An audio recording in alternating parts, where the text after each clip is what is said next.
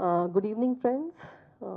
Firstly, I'd like to thank you and welcome you all for sparing time to come on a working day evening for discussing this project, which is very close to our hearts in more than one ways, like not only as professionals, but also as citizens of this city, and also nationally. People are all very concerned about it.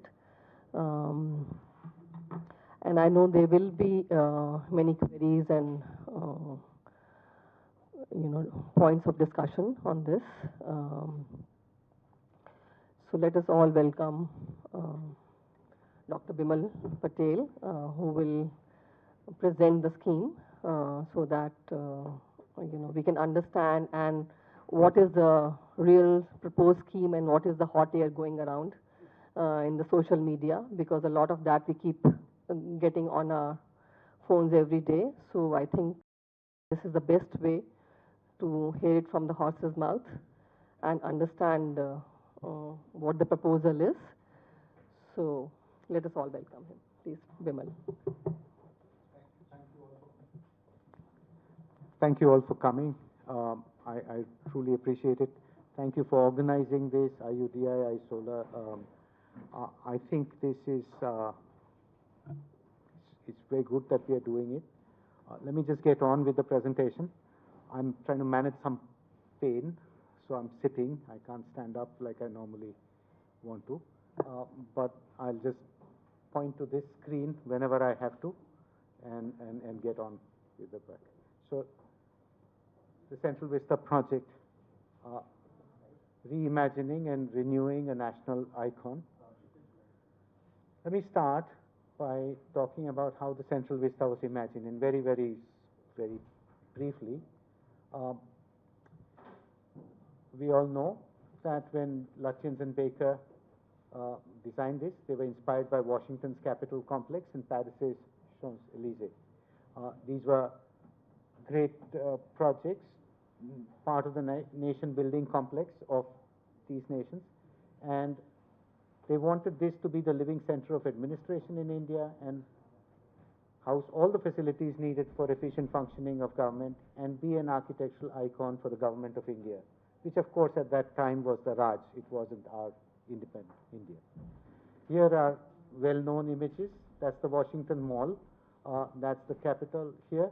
Lincoln Memorial at the other end. Here you have the Louvre, and you have Arc de Triomphe at this end. And at the same scale, you have India Gate here and Rashtrapati Bhavan. They were really they were looking at this when they did this. Here are some more images of that. Here you have Washington, you have Arc de Triomphe here, Paris, and here you have Rashtrapati Bhavan and Central Vista. The architects going on a site visit at that time. Fortunately, we don't have to do that any longer. But here is the hills of this area being flattened. This was not, the lovely flat site that you have, flattened to make space for the Central Vista. The standard Beaux-Arts device for creating an architectural icon of this sort. You have a grand avenue of trees that sets up an axis. You have a focal point at the other end, Viceroy's house, north and south blocks. That's the grand axis in the middle. And in the flanks, the supporting flanks, there was an idea of building administrative buildings on both sides. Nothing got settled finally, and these didn't get built. And at the termination of this axis, you had India Gate and the canopy. So that's your basic architectural frame. That's what got built. You have Rashtrapati Bhavan, North Block, South Block, Council House, actually not Viceroy's house, that was Kingsway and Queensway, and the landscape got done here. The road network got done at that point. And you can see here an image, empty plots on both sides. The archives building is done, your Council House, and the rest. You know this quite well. Here's another representation of the same thing. This is, in a sense, what we inherited. Now, there's no doubt that this was a spectacular architectural achievement, and although it was built to house a colonial government, it was unhesitatingly appropriated by independent India's government as its seat. and appropriated by the people of India. Uh, Here you have Mountbatten leaving for the last time, and you have here the flag of India coming up. And on 15th of August, 1947, the people literally took it over by swarming all over it. And ever since, it has been a sort of a beloved, sort of an icon for us. Viceroy's house or government house became Rashtrapati Bhavan. The statue of George V was removed from the canopy. Council House became Parliament. This was never designed to be. And the North and South blocks had the most important ministries housed there. Now, the post-independence management of the Central Vista, unfortunately, was not as good as it could have been. It was not, the whole estate management was not informed by an inspiring and comprehensive architectural vision of any sort. Already by the Second World War, the plots on the two sides, which were empty earlier, were being taken over by barracks-like structures for a number of offices. And here you can see, right next to the council house, here you have structures built up. Here also this diamond has structures, etc.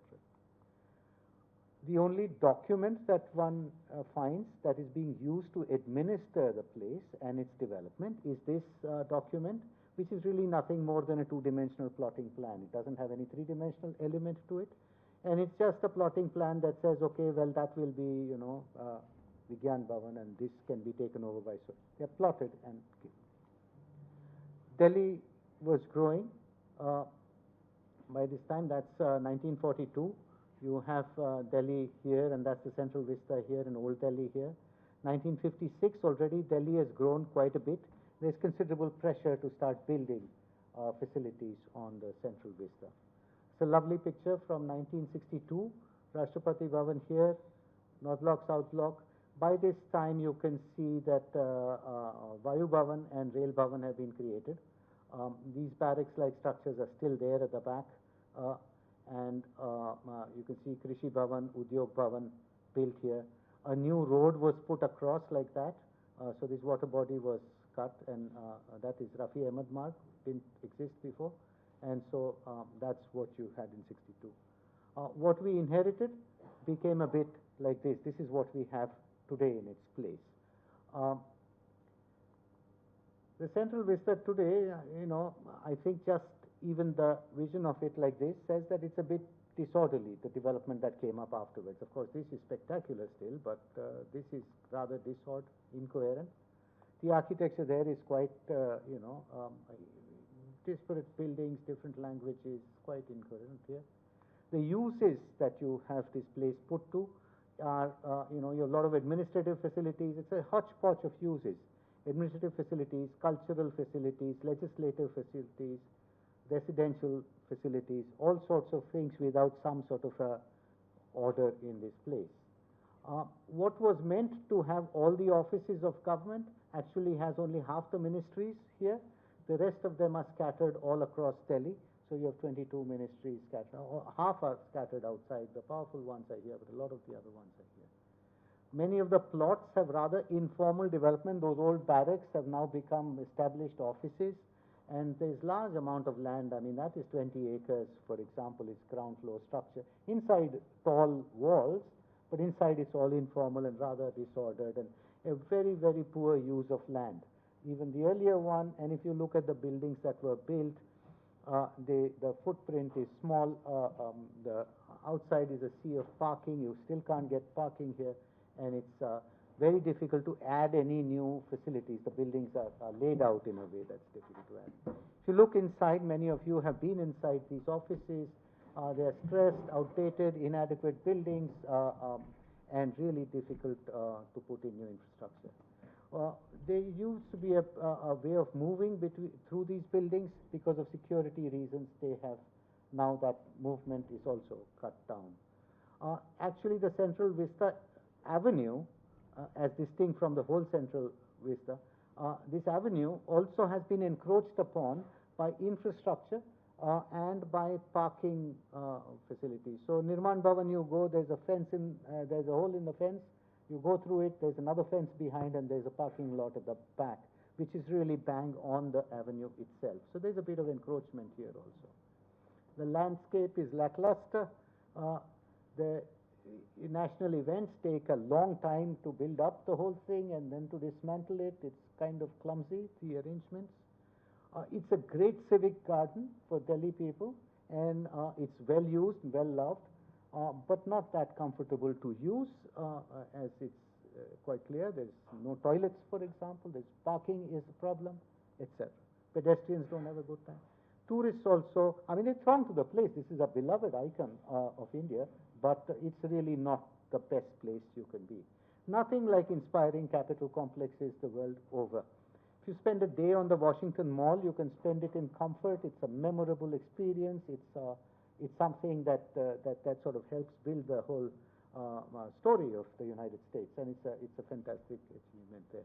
Canberra likewise has a terrific space also, and nothing like a walk down the Champs-Élysées. There's no government here, but nonetheless, this is a national icon because this used to be the Palace of the King, and that's the Arc de Triomphe, and that represents the nation state in a way that nothing else does.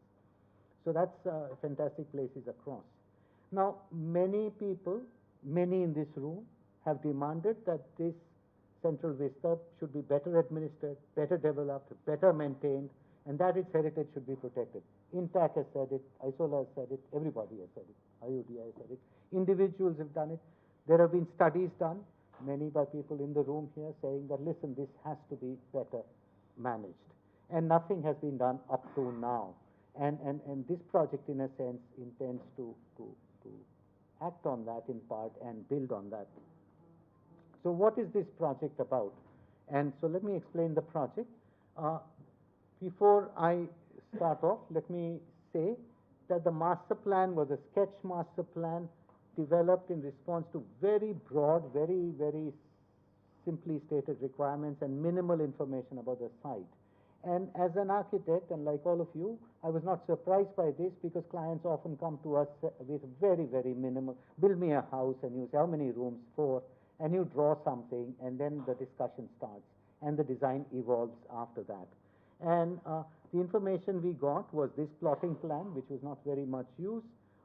These history books, there are lots of terrific books also published by Rashtrapati Bhavan, etc. There are these historical maps which one could use. And then thank God for Google, because nowadays from Google, the amount of information that you can actually download, frame drawings, levels, models of buildings is immense. So we do that a lot these days, and we were able to build up this 3D printed model out of basically Google information. It's pretty accurate, and that's what we did. And also we're able to build up that sort of a model based on that information from the Google image of that place, and develop a sketch which looked like this at that point. And that's what you must have, many of you might have seen the animation that was out, and that was the sketch that was there. Now, over the last 3 months, after October, the master plan has evolved considerably. As you all know, design is not a process of coming up with one idea. You come up with an idea and hope that it survives the evolution. Sometimes you have to throw out the original idea and start from scratch. I think we didn't have to do that, but if you look at the different dates, 24th October, things start moving around as we as we start talking with people within government, and it keeps going. 24th December, 4th of January, and it will continue to evolve. Not in big ways, but now in smaller ways, but it continues to evolve. And later on, I can discuss some of the things that have happened as we have found out more information about this place. As we see more opportunities and we see more problems, okay. So here's the 4th January plan that I'm going to talk about, and it's evolved even since then in minor ways, not huge ways, but so what is this project about? It has multiple objectives. It's not one objective, it has multiple objectives. And so let me start with the first one, which is modernizing Parliament's facilities. When you look at Parliament House, we first had to understand the existing facilities. Our original schemes said very little about what can be done. So here's Parliament here. We started with the historical drawings. We all know that Baker actually intended to make a building like this, but Lutyens almost sort of forced him to make the round building, which we now all love and like. And so the drawings of them, of this building, as you can imagine, are in very poor shape. They are being redrawn so that we can start using them. Elevations are the old ones like this. There are no computerized drawings or a nice, perfect portfolio available. That's developed in our office, drawn up, just to appreciate and understand the architecture better. You know that we draw things to learn about them.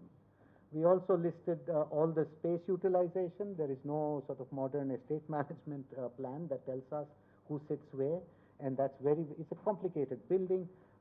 What are the adjacencies like? Who sits next to whom? What are the movement routes? What are the circulation routes in this building? And they're very elaborate and very complicated requirements. Mind you, this building wasn't designed to be Parliament. Everybody has adapted to it, but now is wedded to the ways in which it is being used as the real way to use any bill, as to organize Parliament. Any case, we need to know this as we go ahead. We've, measured on the furniture because that's the key thing. You sit here and you debate.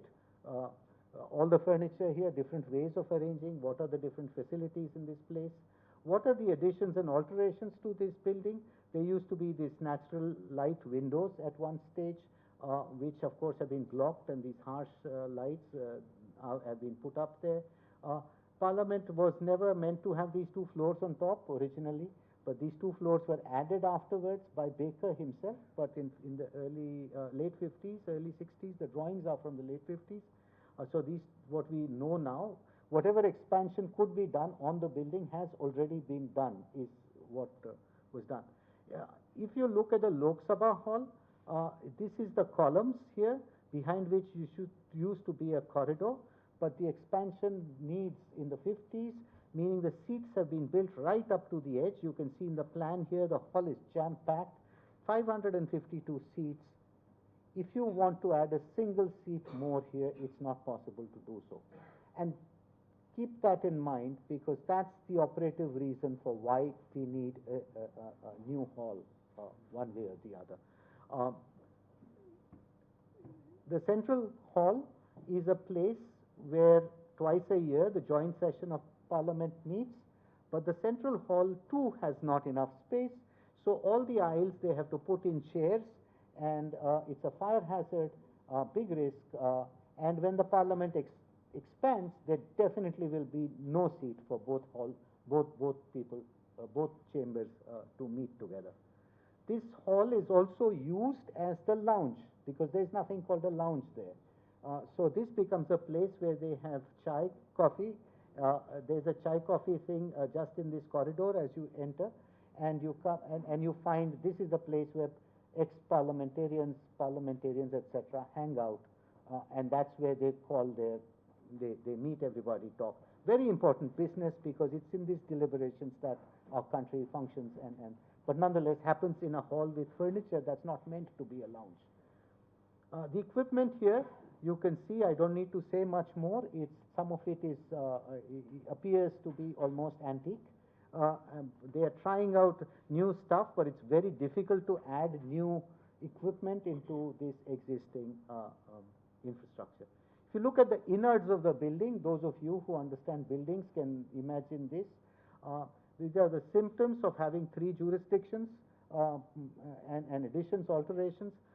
Lots of the air conditioning equipment on the terrace looks like this. Water seepage looks like this. Cables running in. This is not your 21st century Parliament, and this is not how you can take it forward. You cannot, the thought of adding new communications infrastructure into this, you just give up. You say, how am I to do anything in here? Earthquake safety risk in Delhi has been ratcheted up. Building is old, no drawings, no structural expert is willing to certify whether it is safe or unsafe, because there is no data. Tests are necessary. All of them say, and the people who have worked on restorations, for example, Victoria Terminus, etc., in Bombay, they say, listen, it's wise to assume that major retrofitting will be necessary to bring it up to grade. but we cannot figure out anything without invasive tests. So, conclusion, it's a great symbol of our vibrant democracy, but if we want to expand seats, and they need to go up to 900 from 552, so not 1 or 2 or 10 or 20 or 30, they, the projections are 900, I'll explain why. Infrastructure modernization has to be done, and if structural safety concerns are there, then we have to create a new facility with a larger hall, basically. Larger hall is the operative thing. Uh, and then the old building can be retrofitted, and what now we have come to the conclusion that the two buildings can work together, not as separate buildings, but some of the old facilities continue to remain in use. So perhaps the ensemble together can work, and that becomes the parliament rather than a new parliament and an old one or whatever. It's just an extension, and the two work together. So the plot for that is this one right next to it, presently fenced, presently parliament compound is this diamond. Inside here are some reception offices, security offices, air conditioning plant, electrical equipment, car parking, and some lackluster garden, but that sort of stuff. So that's the plot. It's designated legally as a garden plot, but there's nothing garden about it in reality at this point of time. This is where a new facility can be put up, and this triangular building is what we are developing the design for. So the architecture of this facility is also in progress. It's a complex building. Security, Rajya Sabha, Lok Sabha, the Ministry of Parliamentary Affairs, all of them have offices there. The catering, the cleaning, there's a whole host of things. You can imagine what it's like. And so the plans here are also daily evolving as we have meetings with the staff and we start to figure out how to get this going. There are models, etc. So that's just a view from our studio that shows this stuff. These plans, but I'll tell you in a nutshell what is being planned. Of course, the parliament will continue to be in this diamond. Presently, you enter from here and here, and now there will be perhaps one more entry from this point, and the two would work together. I'll go fast over this. If you look at the old building, what you have here is a corridor all around. Then you have offices running all around here. Then you have chamber for Rajya Sabha. There's a corridor running like that. Chamber for Lok Sabha. That's the lounge of the Lok Sabha, this round thing here. Lounge of the Rajya Sabha. That's the central hall. That's library, and these are the open to sky courts on the in the middle here. So the new building at same scale, you have offices all around. Offices here will continue to be used. There's no question. We need more offices.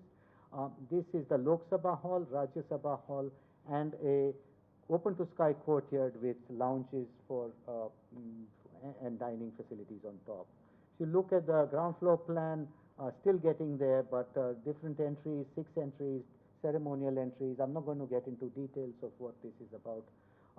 If you look at that, you know, that's Lok Sabha hall. That's with the public seating galleries, etc., and offices on all sides, and a foyer in the middle that is.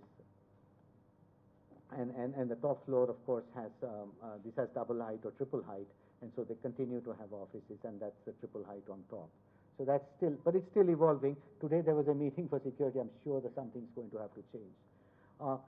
You all know one tries to get this very rigorous geometry, and we start with a 5-meter gradient didn't work, and 5.5 and 3.5, and seems like 3.65 is going to work, but that's the grid. My guys tell me that we're going to have to go back to 3.6, so perhaps that. Sections, elevations being worked out right now. The key point is that we are constantly making references to the old parliament. The two are going to sit next to each other, and from a distance it should appear as if the two are completely related to each other. So if that's the section of the old parliament, that's the section of the new building here, you know, they don't have to be exactly the same. They're not trying to mimic it, but it's tone, it's similar language. The two sit together next to each other, and that's what. So the two are like that right next to each other, and that's just a 3D, quick 3D of it. The seating is a big deal here. We studied world over different types of seating arrangements. I'm going to continue with the horseshoe-shaped seating arrangement that we have. It's worked well for us, and everybody agrees that it does good. Sorry. That's a scale comparison. Sorry, that's a scale comparison of the red is the present hall, and the new one is 900 seating. 900 seating because, you know, when we started off, each MP represented 15 lakh people of India. Today, it's something up to, I think, 20 or 23. By the time the freeze on expansion goes in 2026, we should be around 25 or something like that, lakhs per MP. If we stay the same size, when India becomes 1.7 billion, it's going to be a real problem, but it's going to have to be expanded. There's a terrific paper by a guy called Milan Vaishnav on the different dimensions to this. 850 seems to be the projection when India's population peaks and then starts dropping. 850 is, so 900 is what we have been told we have to hit. We are not going to do a joint session hall. And the Lok Sabha hall is supposed to double up as the joint session. So it's also at some point going to have to seat 1,300 people in one big hall. How do we do it? Well, the seating furniture arrangement very important. Seating type, whether, you know, choices are bench, swivel chair, sofa, bench without armrest, with armrest, seat size, the present mean 400 by 500 dimension, or should we make it bigger? Desk, presently only the front two rows have desks in front. Everybody complains saying, kuch bhi rakhne ki jagah nahi hai. And so, do we provide or not provide movement? You have to walk in front of your colleagues to sit down in your middle seat. So, should we get a different arrangement and not have this? Standing space, you speak when you from your desk, or you go to some other place and speak. That makes things easier, but still, that's not our style. And capacity is the other issue. So we looked at seating arrangements. If this were our hall and we use the present mean arrangement that is there, then we would be able to house 1,500 people in this hall. It would work for joint sessions, but nobody wants to have this mean arrangement. They want to have better. Perhaps we could give everybody desks like the Egyptian parliament here, and then we would have 1,000 people seating here. What we are going to go for, to cut a long story short, is to have benches for 2 people so that people can come on both sides and sit down, and you don't need to walk in front of people. So these sort of 2 people benches, but wide enough to hold 3 people. So it's a 1,300 or 1,350 length of bench. Generous seating when you have 2 people, but 3 people can sit, and even then it will be better. And that becomes a joint session hall. So that's the idea in this place. There are other issues of whether we can have radial aisles in the Rajya Sabha. I'm not getting into that. We threw out these options of sofas like the Singapore Parliament and the German Parliament. We threw those out. Mock-ups of furniture like this, because every centimeter counts in this. That's the kind of design that is being done. Technology, very important. Acoustics, not just to remove echoes, but perhaps to do it much better. To have, good acoustics can set the mood in a hall. Philharmonics do that. We found a good company here, Veneclasen, that is a San Diego-based company full of physicists, and they do acoustics, and they have a Gurgaon office also. 2 years ago they set up, they've done the German parliament. I think we are in good hands with them when we work with them, that they're asking the right questions. So lots of acoustic design that is informed by the best practices world over. Lots of public address translation system issues here. Lots of technology for this. Once again, the same firm is helping us do that. Lots of digital information technology, voting systems, etc. All of this is technology, but all has to be integrated well. More importantly, has to be upgradable, because this will all become redundant in 10 years again as technology improves. So let's see where we go with that. This building has to celebrate our nation and our democracy, and this is how it's lit up, and that's our favorite sort of symbol, and perhaps someday there'll be something like this and a beam of light. There's proposed chambers for members of parliament. Our members of parliament don't have any office space, so CPWD builds little bits and pieces in their residence here, there, etc. So two plots here, the present Transport Bhavan office, which I'll explain later on where it will move, and Shram Shakti Bhavan. Here perhaps build 1,000 chambers that have offices for all the parliamentarians right near Parliament, so it's walking distance, perhaps even underground access possible here. We haven't worked on that. That still till Transport Bhavan moves, we have time lag on that, and so it's just a basic idea, and feasibility has been checked. Now the second big chunk of this project is the Central Secretariat, and the Central Secretariat is driven by the idea of improving productivity and efficiency of administration here. This is a Central Secretariat. We're talking about this central space in the middle, the two flanks, the administrative buildings. We know as architects and management experts know that the productivity of organizations and the efficiency and sustainability of organizations is hugely affected by how the spaces are designed. So every year probably we get new books on how office spaces ought to be designed and how the culture of work can be. So we hear about Google doing a new type of office, and this is a major place of innovation.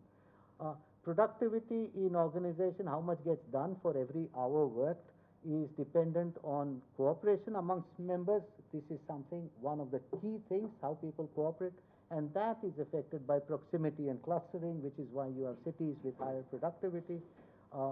It's affected by ease of formal, informal interaction and the time spent on getting to work. These are the key elements, and these are the drivers for productivity. Efficiency is facilities management practices. If you are going to have separate conference rooms for everybody, you will just make it inefficient. It cost more, for example. Scale of operations, larger the scale of operations, the more benefits you can reap of scale economies. Scale economies can be reaped here. And technology of office infrastructure, including doors, windows, energy efficiency of buildings, and eventually sustainability, all affected by design of office buildings. We are not very well served by our present buildings. First of all, there is no clustering, and so anybody who has seen a clustered office functioning, even government offices function better when they are clustered. Maharashtra has that, Gujarat has that. It is obvious when one visits them. If you look at the present cluster of buildings, about 25,000 people work in these facilities here, and you look at the buildings, they are now not well maintained over a period of time, poor quality of construction now. The service integration is awful, very costly air conditioning, the inefficient use of land, I already said. Equipment inside is like, everybody has put in new security equipment, etc., doesn't work. The architecture of the place is incoherent in many ways, and improving productivity and efficiency by building a central secretariat is one of the key aspects of this project. So here, if you want to increase efficiency, you want to increase productivity, you want to go from the present scatter to a higher productivity place, at least infrastructure that promotes higher productivity and higher efficiency. And as we all know as architects, everything moves you up this. First, simple things you can do is facilities management, share offices. You don't need new buildings for that.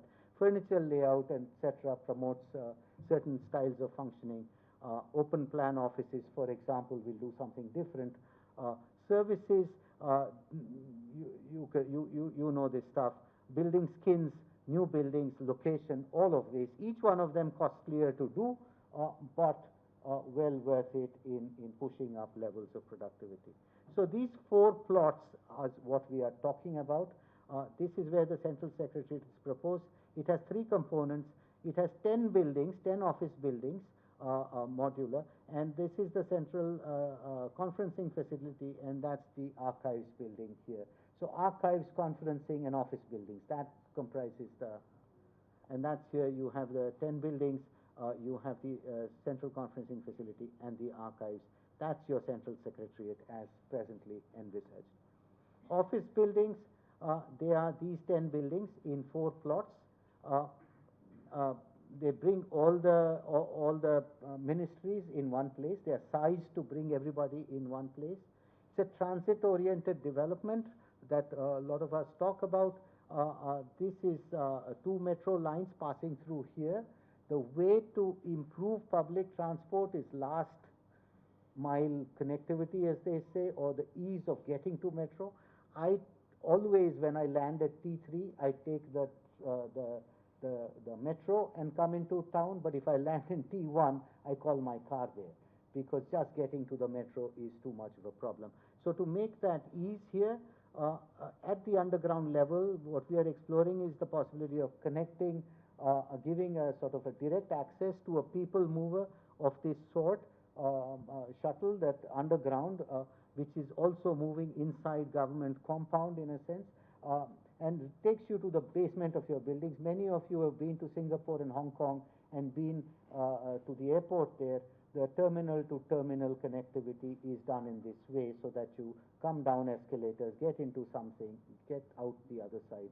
And that's what we are attempting here, not fully worked out, more on it as it gets worked out now. And that's like the underground. We're still getting the drawings of the metro together, etc. It's a complicated thing, and the transport engineers are working on it. In addition to this, of course, there's parking, car parking for a portion of the people who will work here, and there is buses running, coming up to here, and maybe an overground shuttle. So that's where your underground shuttle will run. Now we look at these buildings. That is, mind you, mark my words, everything that is to be built is inside presently fenced compounds. There's nothing that is to be built outside of presently built compounds. There's never was a plan to build anything outside fenced compounds. So there's no appropriation of public space. I'll tell you, in fact, some of these places where actually the buildings go out, the fences are being brought in, and therefore there is an expansion of public space here and in other places. So this will remain a secure compound. Let me say something about this very quickly. Security becomes a big problem when the VIPs have to mingle with the public. It becomes, then the public bears the brunt of that security.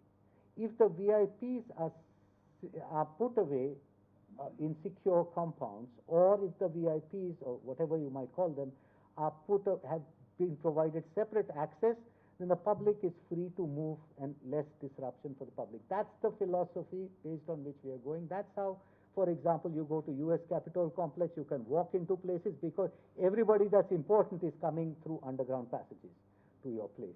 And they are not brought anywhere near the building in a car outside except for ceremonial occasions. And that's what the philosophy. So this is presently fenced, only there are vertical divisions here. Those divisions will be removed. It's that same fence, and yes, the fence is porous. It's not a tall wall like the ones with, but nonetheless secure. There is zero entrance going to be given from Rajpath side onto these buildings. Once again, the entrances remain from Maulana Azad Road, for example, here, or from the side here, not from Rajpath side. There's a loop road inside, the entrances here, exits, all this being worked out with number of cars, crowd management, what is the security arrangement here, etc. Basement access, fire tender access into these donut-shaped buildings. A huge basement, combined basement, much economies of scale here. You can see these are three basements here, 1, 2, 3, one donut-shaped building, another, and the third. These are the entrance points, ramps, access ramps here. The blue is all a sea of parking, and you have amenities, infrastructure, and vertical movement up here. You can see what's planned here. This is that underground shuttle that brings you here, and escalators that take you to the arrival hall. This is all underground. If you look at the building, one singular building here is 155 meters by 134 meters now, 81 by 60 courtyard in the middle. The courtyard is landscape. Think habitat center with larger courtyards. In the ground floor, the main entrance is from the Rajpath side because that's the sort of more important side. But you don't bring your car in from that. Car you bring here, go through the loop road, come to that place. So no cars from the Rajpath side. There is an also secondary entrance from the other side. On the ground floor, you get big exhibition hall. It's rational, simple, efficient plan, difficult to get lost, unlike present day government buildings, which are mazes where you get lost. There is amenities here, circulation all around, cafe on the ground floor, On the typical floor, I'm not getting into detail. These are all the workspaces. These are the infrastructure, amenities, and circulation. So that's very simple sort of an arrangement. If you take a section across here, that's eight-floor building, no basement in the center of the courtyard, so we can grow full-grown trees there.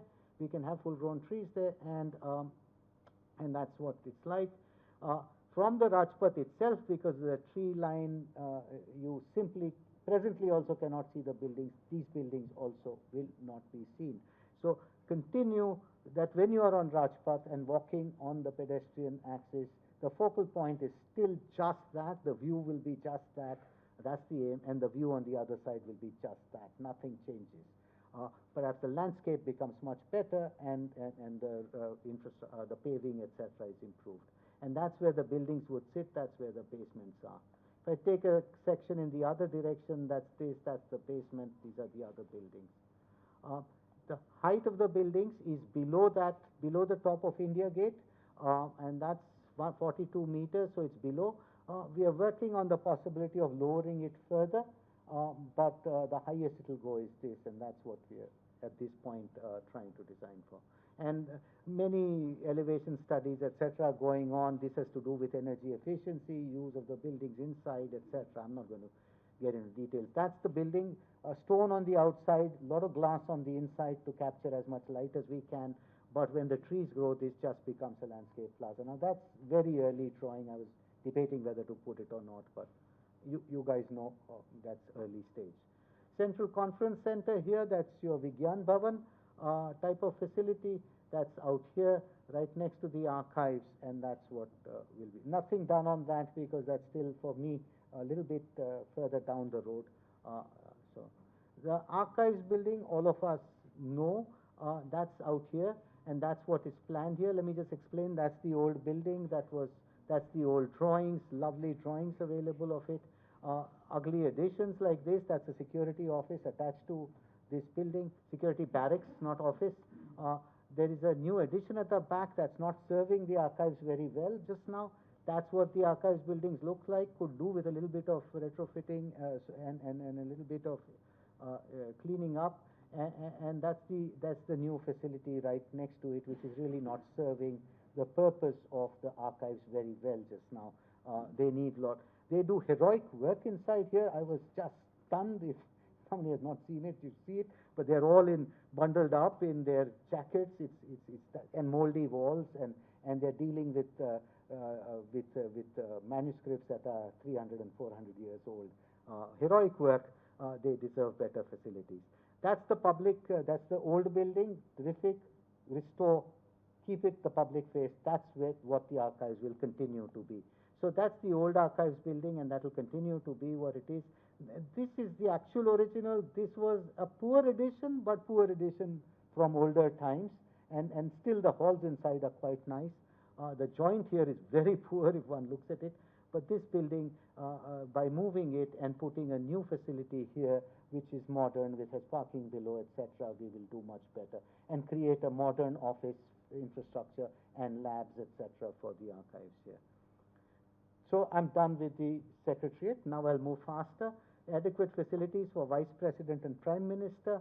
Vice President presently is in this bungalow here on Central Vista. The location is really not appropriate for the place, security-wise and otherwise, symbolically also. And very poor facilities inside there if you've actually seen them.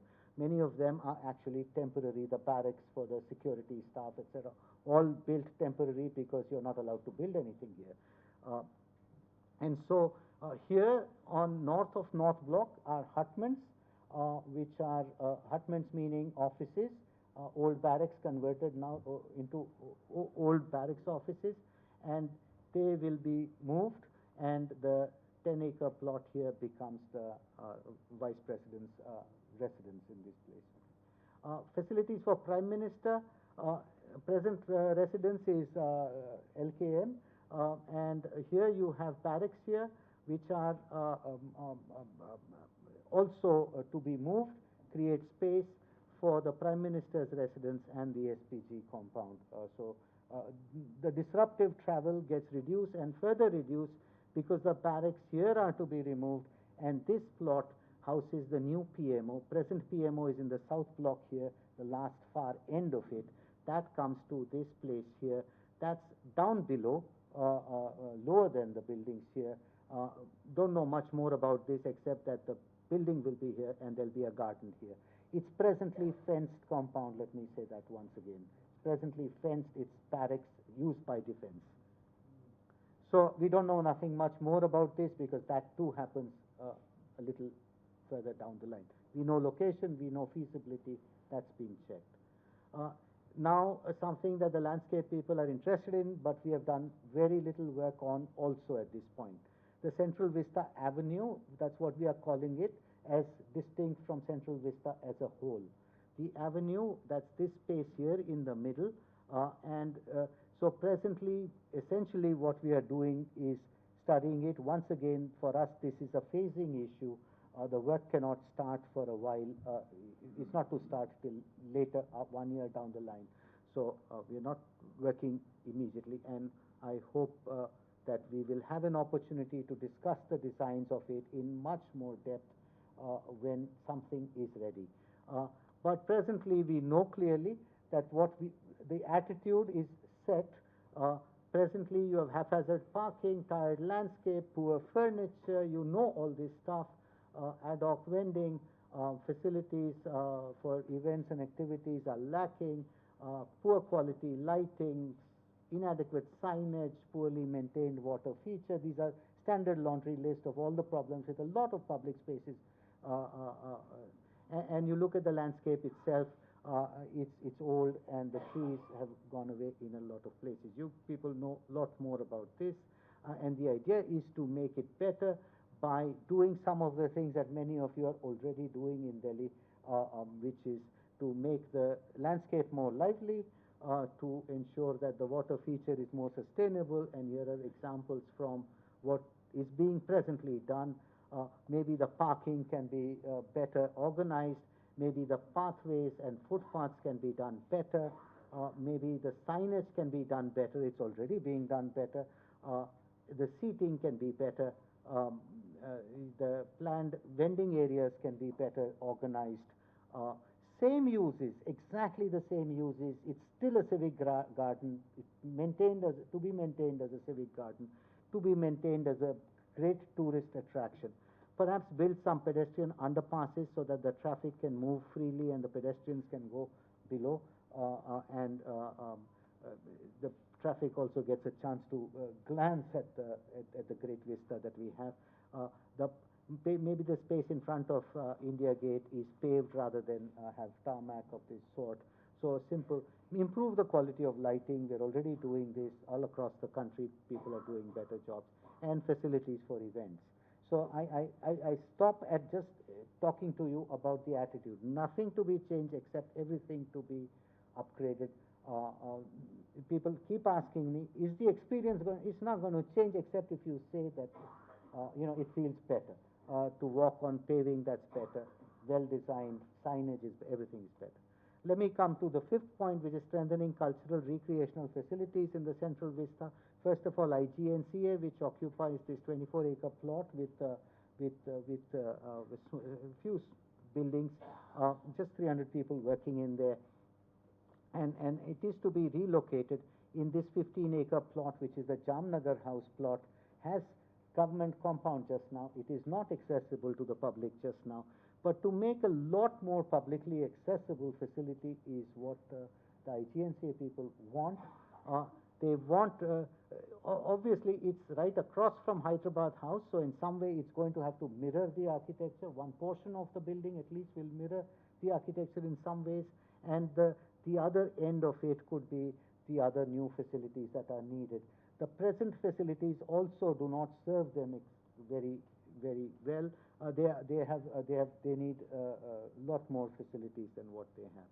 So that's being worked upon. The program is being worked upon, and that's the site that's being. Uh, National Museum, which is at present out here, the idea is to move the National Museum to North Block and South Block. So these become the grand national museums of the country, and perhaps the South Block has all the artifacts and things of India up to 1857, and perhaps the North Block has India after 1857, the idea is to make a more programmable museum of the kind that you see world over. Calcutta, here you have the Victoria Memorial, converted an earlier fortress or a seat of government turned into a public space. Well, the same with this. Here, once again, the Palace of the King being turned over to the people, in a sense, a big gesture on the 75th anniversary of our independence. So that's the fortress that was built to really run government from. And someday maybe you get people walking up and this fully becomes public and you have banners and exhibitions out here. Or you have North Block here, and that North Block becomes, it's very poorly, it doesn't work well as an office building, but you're all capable of imagining how this could become a great museum for the country.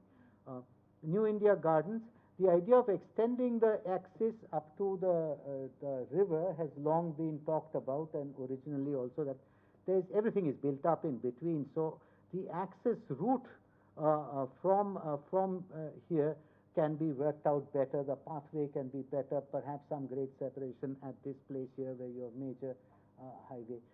But make it easy for people to access here, go to Purana Killa, come here, go to the park, and on the Yamuna itself create a small park that is the New India Garden, 75th year of Indian independence, commemorated with an installation at this place to be designed through a competition, nationwide competition type of installation here.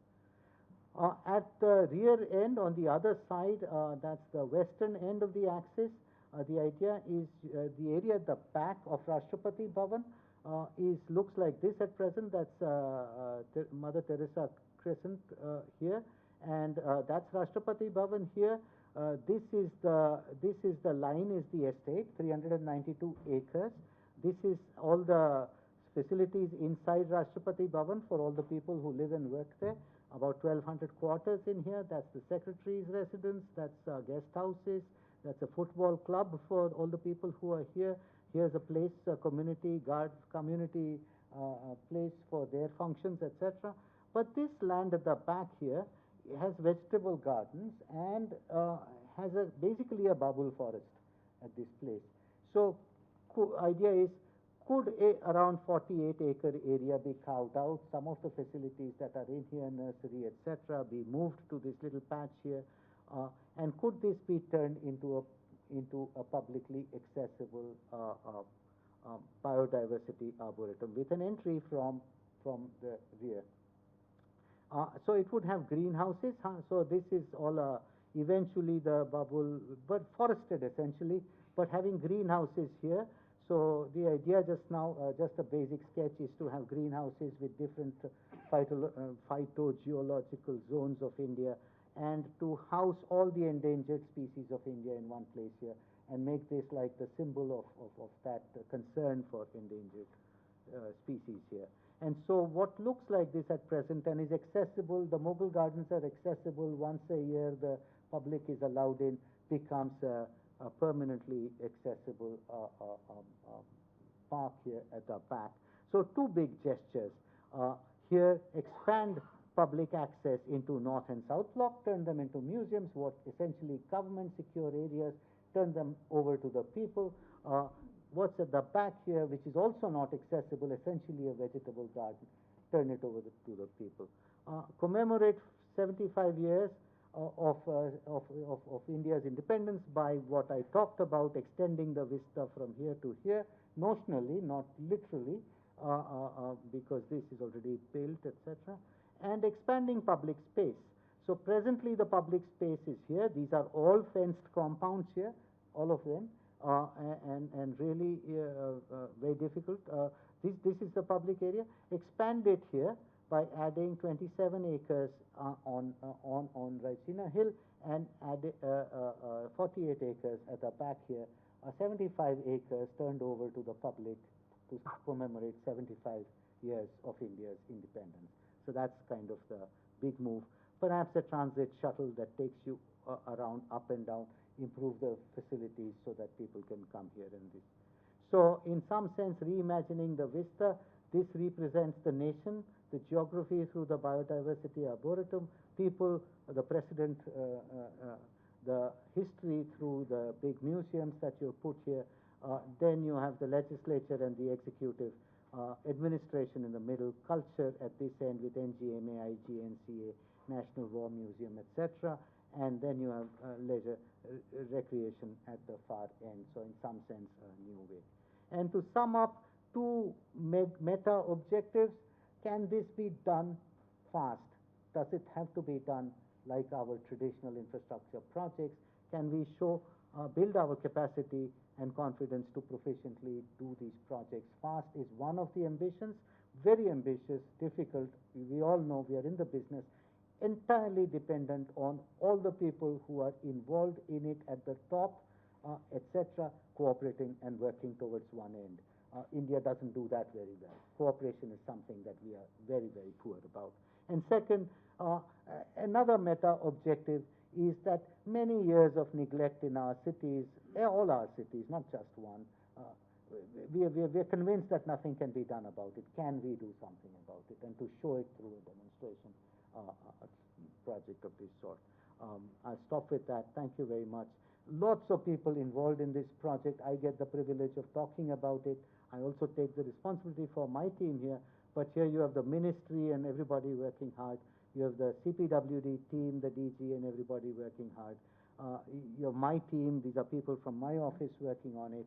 We have a whole host of consultants because we are only architects and urban planners and urban designers. And then we have some advisors working on it. And this list is bound to grow as we go along. I've already talked with Sujata about how some of the institutions get involved in this, and we start working together to make this happen. So with that, let me stop. Thank you very much for listening to me.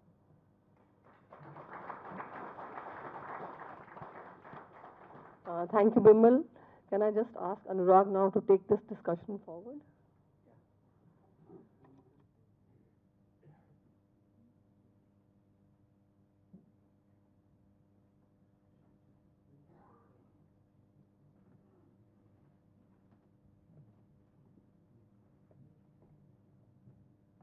There'll be a small presentation by IUDI.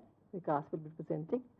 After that, I'll just, talk about 4 to 5 points, and then we'll ask all our seniors to, and open the house for discussion.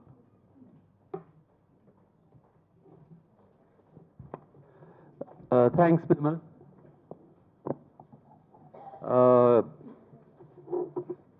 As we were speaking earlier when we met in the lobby downstairs, the worst thing the government can do is not share information. And I think it's the first time everyone has seen this presentation. And as Sujata said earlier, we've been seeing bits and pieces, snippets of it on our little mobile phones. But what we do have now is a much better understanding of the objectives of the scheme and where you are with it. Earlier on, I think it was 3 months ago, IUDI and ISOLA and INTAC had gotten together for a meeting, and this is just when the competition was concluded, and we didn't really know much about the scheme. We had gotten together and written a document which expressed our collective concerns about what any development in the central vista should care about. That document was eventually sent on to the ministry, and I'm sure that you have seen it. The document was not meant to propose design solutions. The document did not aim to look at your design, because at that time we didn't have a design to look at. In any case, it's not our role to, at least I feel that it's not our role to sort of critique a design, but it is our role as concerned professionals in Delhi to look at concerns And so this is an older document, but this is what we presented, and Vikas is sort of going to go through it. And I think he'll just touch upon the highlights, and maybe it'll form part of our conversation later on in the evening.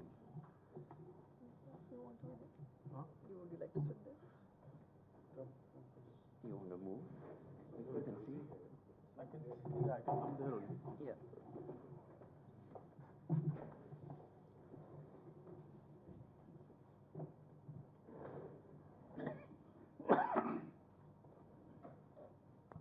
So thank you, Vibal sir, for your presentation. And as Anurag said that, this was a collective voice, and I'm representing the collective voice today of the three institutes. And we made this document as not much information was there in terms of development or redevelopment guidelines regarding Central Vista, which were prepared by any of the bodies in Delhi. So this was an effort by the three institutes, ISOLA, IUDI, and INTAC.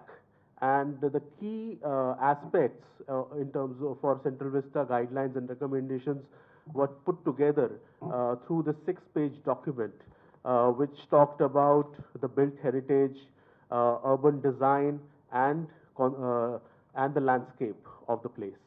The documents highlights the key aspects in terms of it talks about the grand manner planning, and you have also touched upon all the key planning perspectives. And the two key movement that the Central Vista represented was the Green City movement and the Garden City movement. Both were put together, and the key points were highlighted through that. The document also talked about its connection from the ridge to the river. It talked about how it's a network city and how Lutyens envisaged it as a continuation, and by connecting all the 7 cities of Delhi spatially as well as visually. So visually it also connected Shahjahanabad to the parliament. Visually it also the Aurobindo Marg even connects Mehrauli to Shahjahanabad. So all that forms the structure of this Delhi city today. So all that was put together. I'm sure all our members have this document, as well as it was shared publicly with you. Yeah, absolutely, sir. So I'm not getting into the depth of everything here. Can we go ahead? So the urban design perspectives were kept into play, and I'm reading out the key guidelines that we suggested for making the Central Vista plan. Can we go ahead? The key highlights are already put in bold for you. So I'm just reading it so that all the members here also get the same perspective. So the collective assembly of the built form and the landscape needs to be recognized, preserved, and enhanced. The focal objects, which is the object in space, the Rashtrapati Bhavan and the India Gate, the space-defining envelopes, which is through the built form of the north and the south block, and the built form along the movement paths, which is the bhavans around the sea hexagon, should remain as such. Any future planning and design move should in no way violate such an urban gesture at the micro level, or no structures, buildings, markers, towers, or infrastructure elements should obstruct or destroy the existing visual quality of this composition along its entire expanse from the ridge to the Raisara Hills and to the river Yamuna. The essential urban structure and character of Lutyens Delhi need to be protected, preserved, especially along the primary corridors of movement parallel to the Central Vista precinct, which is the Dr. Rajendra Prasad Marg and the Maulana Azad roads. Please go ahead. The proposed construction should not overpower the grandeur of the Rashtrapati Bhavan and North-South block assemble. The area of the north and the south, these two blocks in proximity to this assemble as well as around the Parliament building, need to have stringent urban design guidelines for any kind of addition or alteration to the present situation. Any proposed building or cluster of building are to be planned according to these guidelines and as per building bylaws, especially with regard to the building setbacks, building envelopes, heights, restrictions, and architectural vocabulary. High security areas like Rashtrapati Bhavan and Secretariat offices, as well as public functions like museums and open green public spaces are to be zoned accordingly. The publicness of the Central Vista with unfettered freedom of access to all citizens and the visitors to the entire area of the Central Vista need to be ensured, restored without any form of fencing, gates, or barriers to the total length and breadth of the central open space. Alteration and displacement of this built form within individual plot should ensure continuity of built edge overlooking the central vista as well as adjoining transportation corridors. This continuity of form should be ensured at both the ground plane and skyline as visible from Rajpath and adjoining roads. Under no circumstances should there be sudden departure or sharp disconnect to this linear volumetric composition formed out of the buildings in individual plots. While these plots could be interconnected with free movement across them, they are not to be amalgamated for FAR, building bulk calculations, or for generating built units. Go ahead. The overall morphology of the streets and plots of this precinct should be retained. Under no circumstances should plot be amalgamated and dividing roads in between them arbitrated to create larger parcels either for built or open use. Apart from making the continuous boulevard experience of this precinct, such moves will compromise traffic movement and smooth operation of the roundabouts. Please go ahead. The disposition should be maintained for any change that is imagined in the special formation within the precinct. It is important that the string of the buildings along the C hexagon, through separate from each other, form a collective sequence of unified experience along the hexagon and encounters each form as they unfold.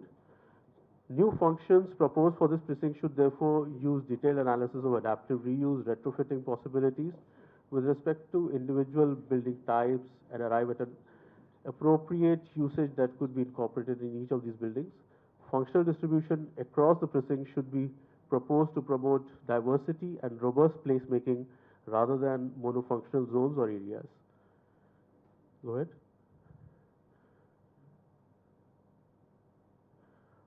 No plots in the precinct are to be bounded by high, opaque, or semi-opaque surfaces that inhibit visual permeability between the public domain outside the plot and the development within. Plot edges that align with the central vista are to be retained with soft qualities with low boundary walls and vegetative cover with active frontages as determined by respective functional content within the plots. Built edges have to be adequately set back, minimum 9 meters, to allow the retention of existing trees as well as possibility of a green corridor along the entire length of the central space. These edges need to have pedestrian amenities and utilities apart from vending kiosk and information booth to provide a live interface between the central vista greens and the plots abutting them. In terms of the built heritage, along the central vista, there is a direct visual link from Rashtrapati Bhavan to Purana Killa. This important view corridor should be retained at all costs with no structure disturbing the visual connectivity.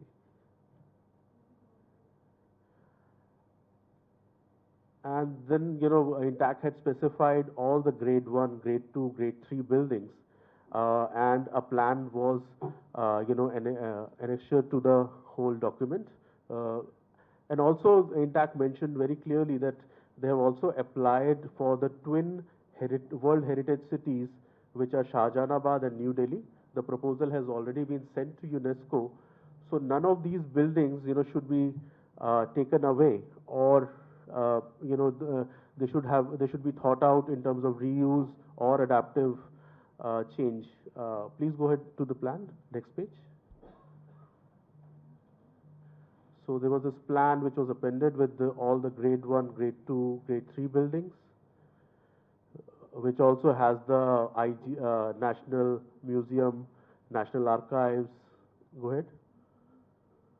And the houses. In terms of the landscape of the Central Vista, The soft and the hard landscape delineated as the area between the boundary walls of the building complexes on either side of the axis, like water channels, trees, street furniture, chain boulevards, light posts, gate posts, etc. of the original scheme, through which small are a very important part of the larger ensemble experience along the central vista axis needs to be preserved. They also mentioned about the garden city concept and the relationship with the to the landscape and the built fabric and the synergy between the two. Go ahead. Just go up, go up, go up, go up, up. They mentioned the concepts of the planting and how the whole Central Vista has been planned through the concepts of unity, shade, symmetry, hierarchy, integrated design, and the background, which is the ridge, which needs to be retained. And of course, there are trees which are nearing 100 years. Some trees are dying, and the replacement is necessary. So these were the broad object guidelines that we had shared with you, and there were after that we had also asked for certain general procedures for development and the recommendation for way forward. Can you go to the slideshow, please?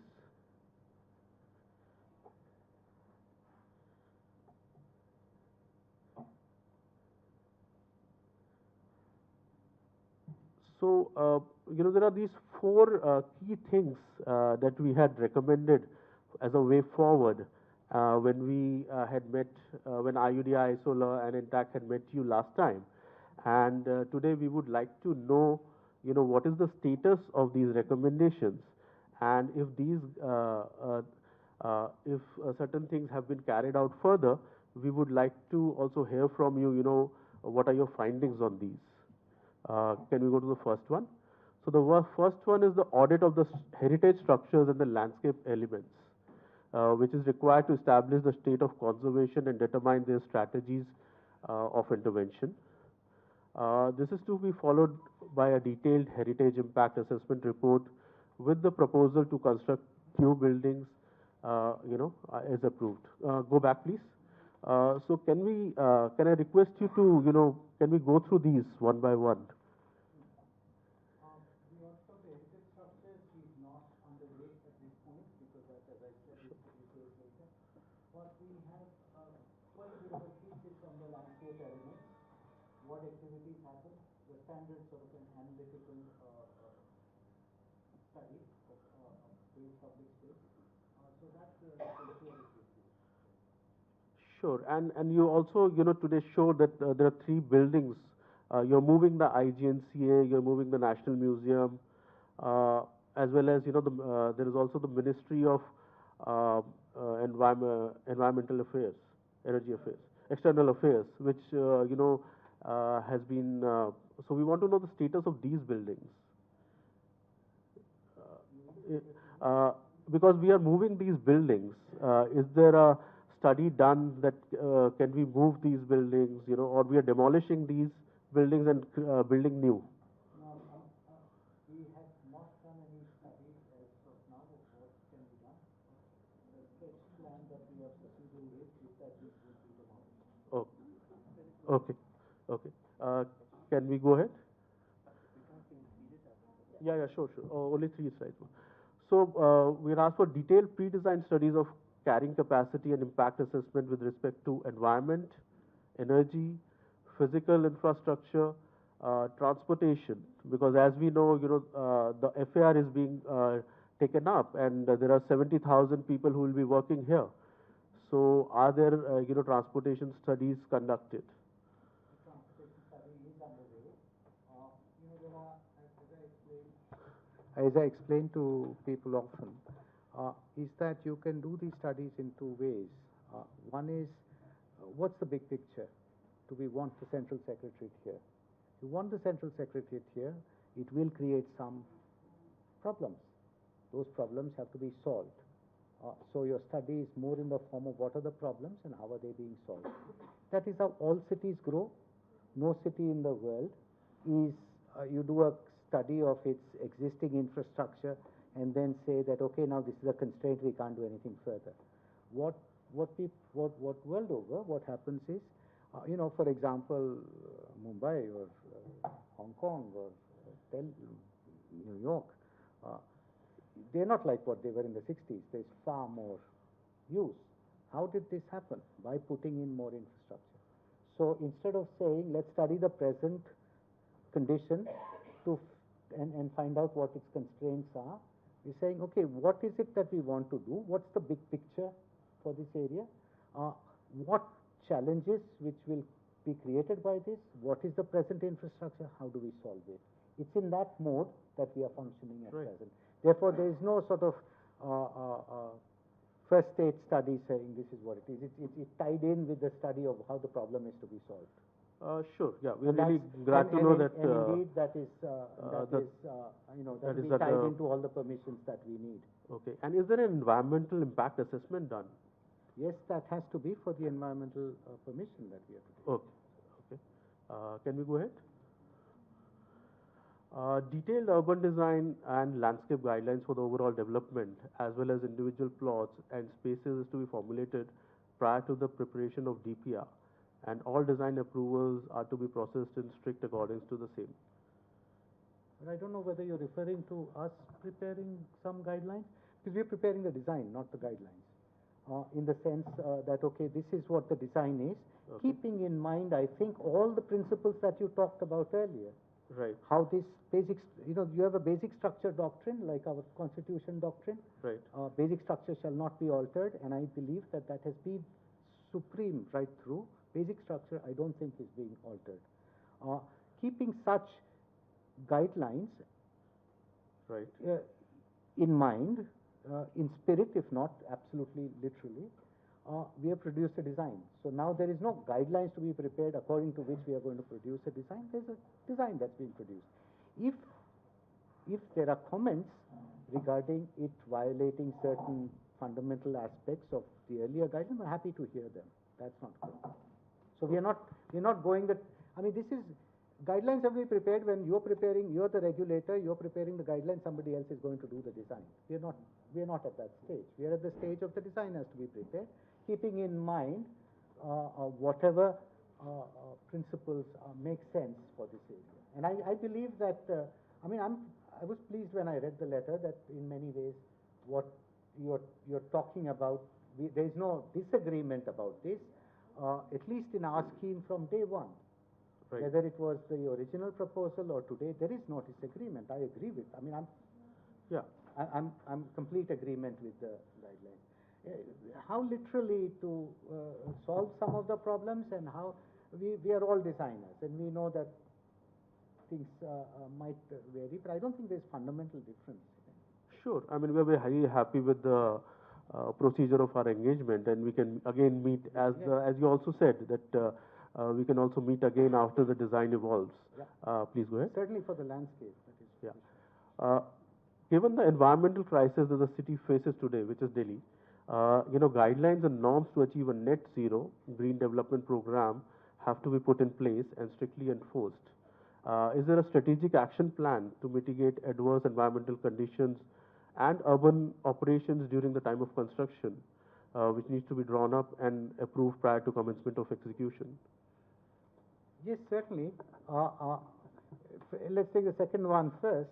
I mean, to minimize the impact of the construction, there are a number of things that are already being thought about. For example, vast number of construction workers, where will they stay? So initially we started looking for some place where you create a workers' colony, then soon realized that actually they can be situated very far away at the end of metro lines, and be brought in by metro every morning instead of, and if you have longer shifts. So that becomes a way of solving that problem.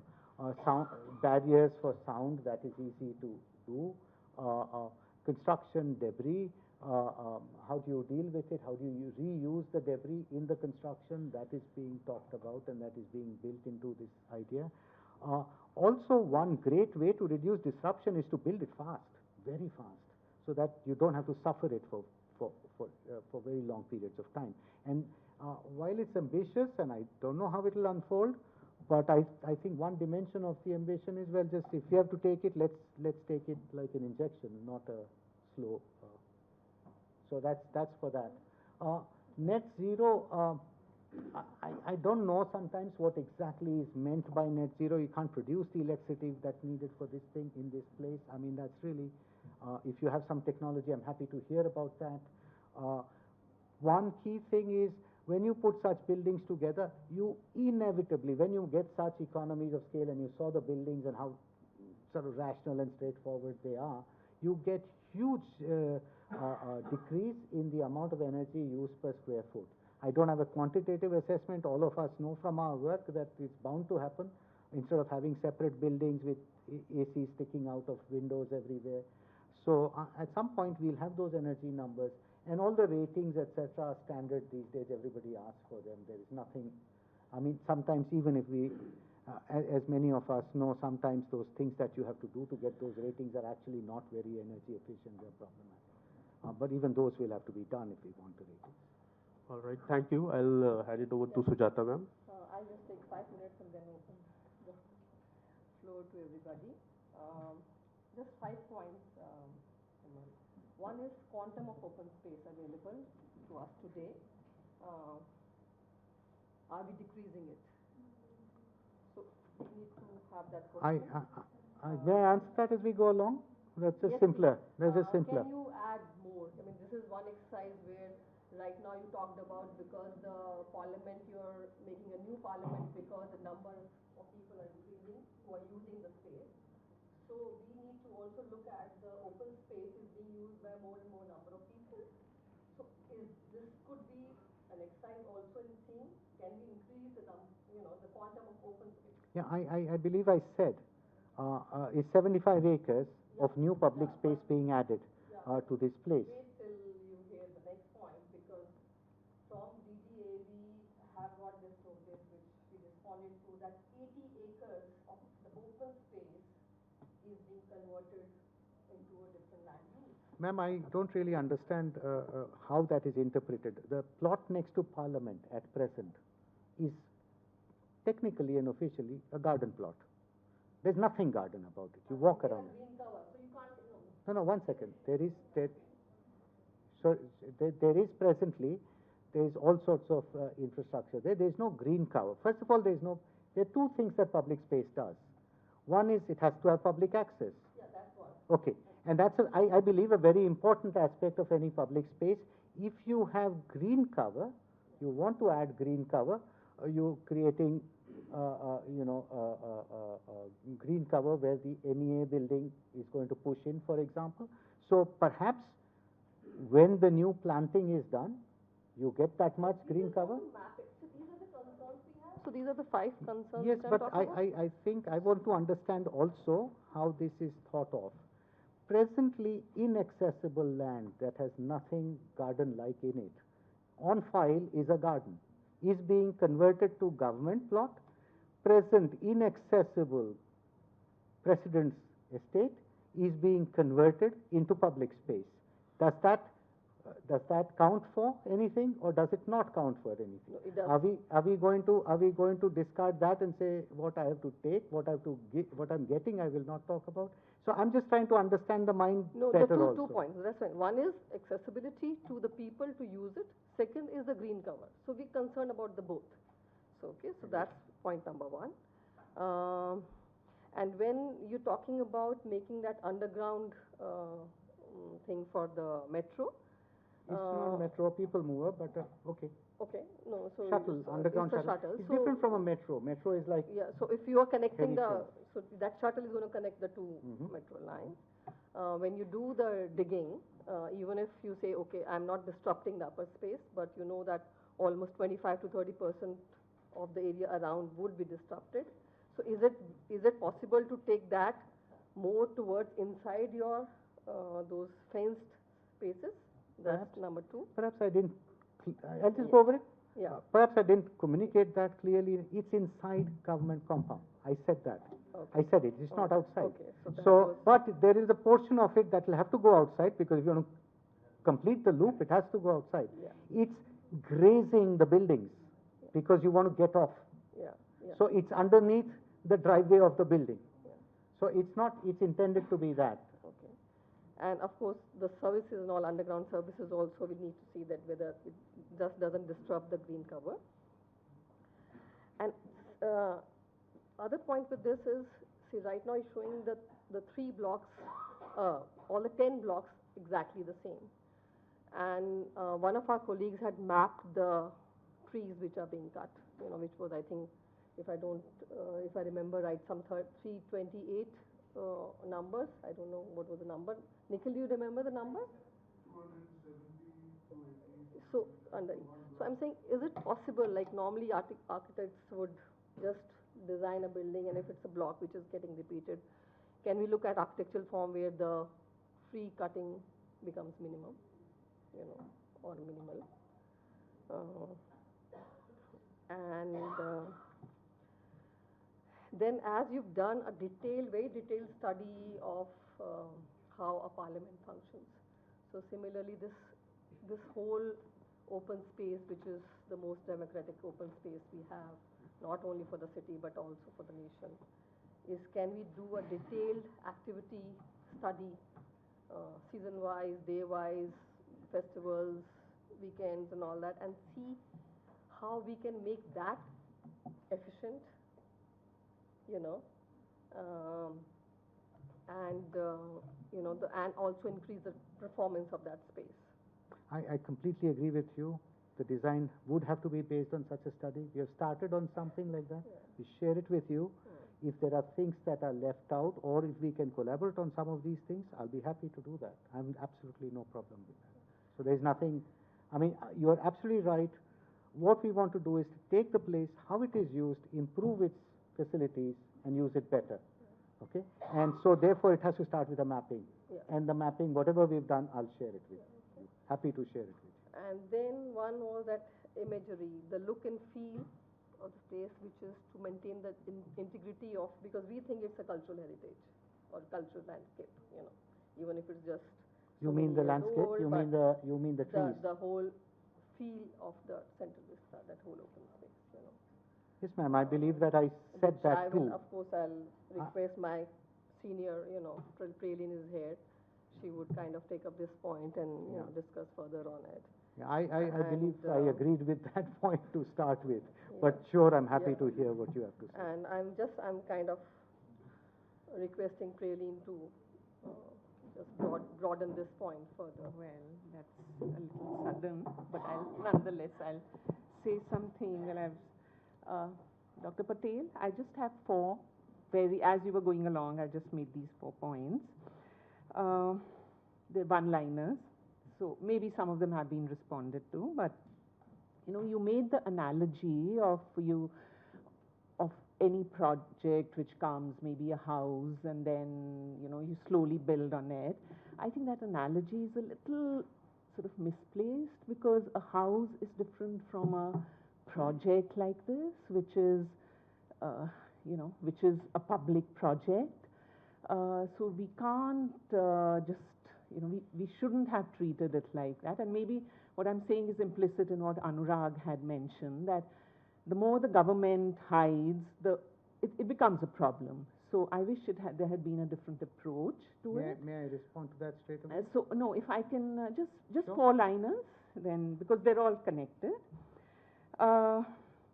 So this brings us to the second question, second statement, which perhaps this is not the forum to discuss it in, that are architects just technocrats, or are they just professionals, or do they have a larger sort of stake as individuals, as citizens?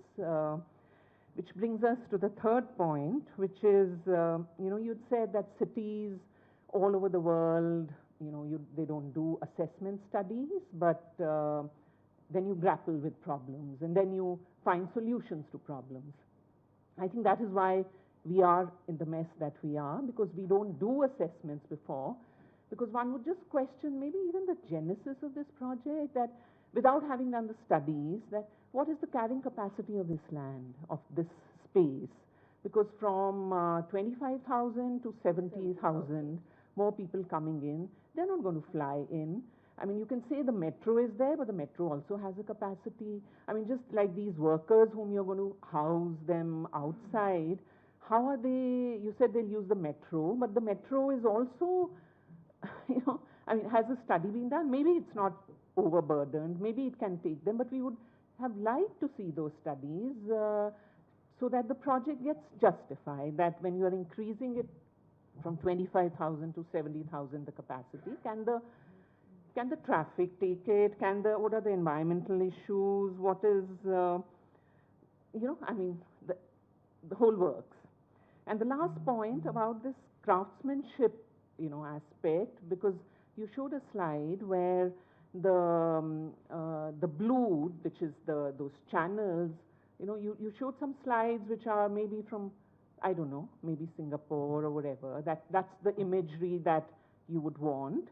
Whereas those two channels, I mean, the craftsmanship which is in them, or the craftsmanship in the street furniture, in the fountains, is heritage. It is. I don't think even the craftsmen today can produce that. So I think those channels and little details. I mean, I've taken it from the macro to the absolute micro, but even the bollards, just to get those bollards made today, the chain fencing. So these are little details which also need to be looked at. Yeah, thank you. Those are the So I've lost what the points were, but we'll have to go piece by piece. I completely agree with you that house plan is not like this plan. I just meant to say that plans evolve over a period of time. So that's all. That was the limited purpose of that use of that analogy.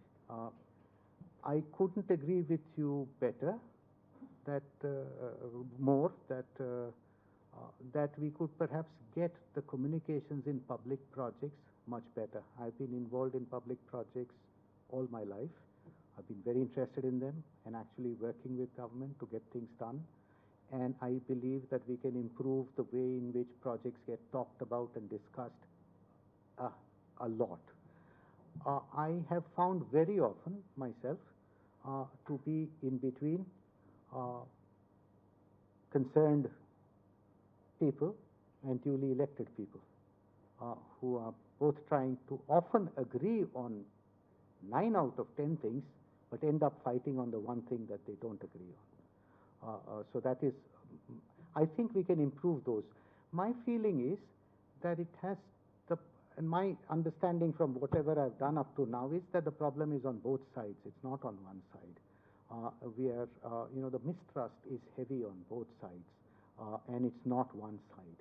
And I think I'm hoping that this has to evolve. I'm happy that I've now been authorized to talk about this.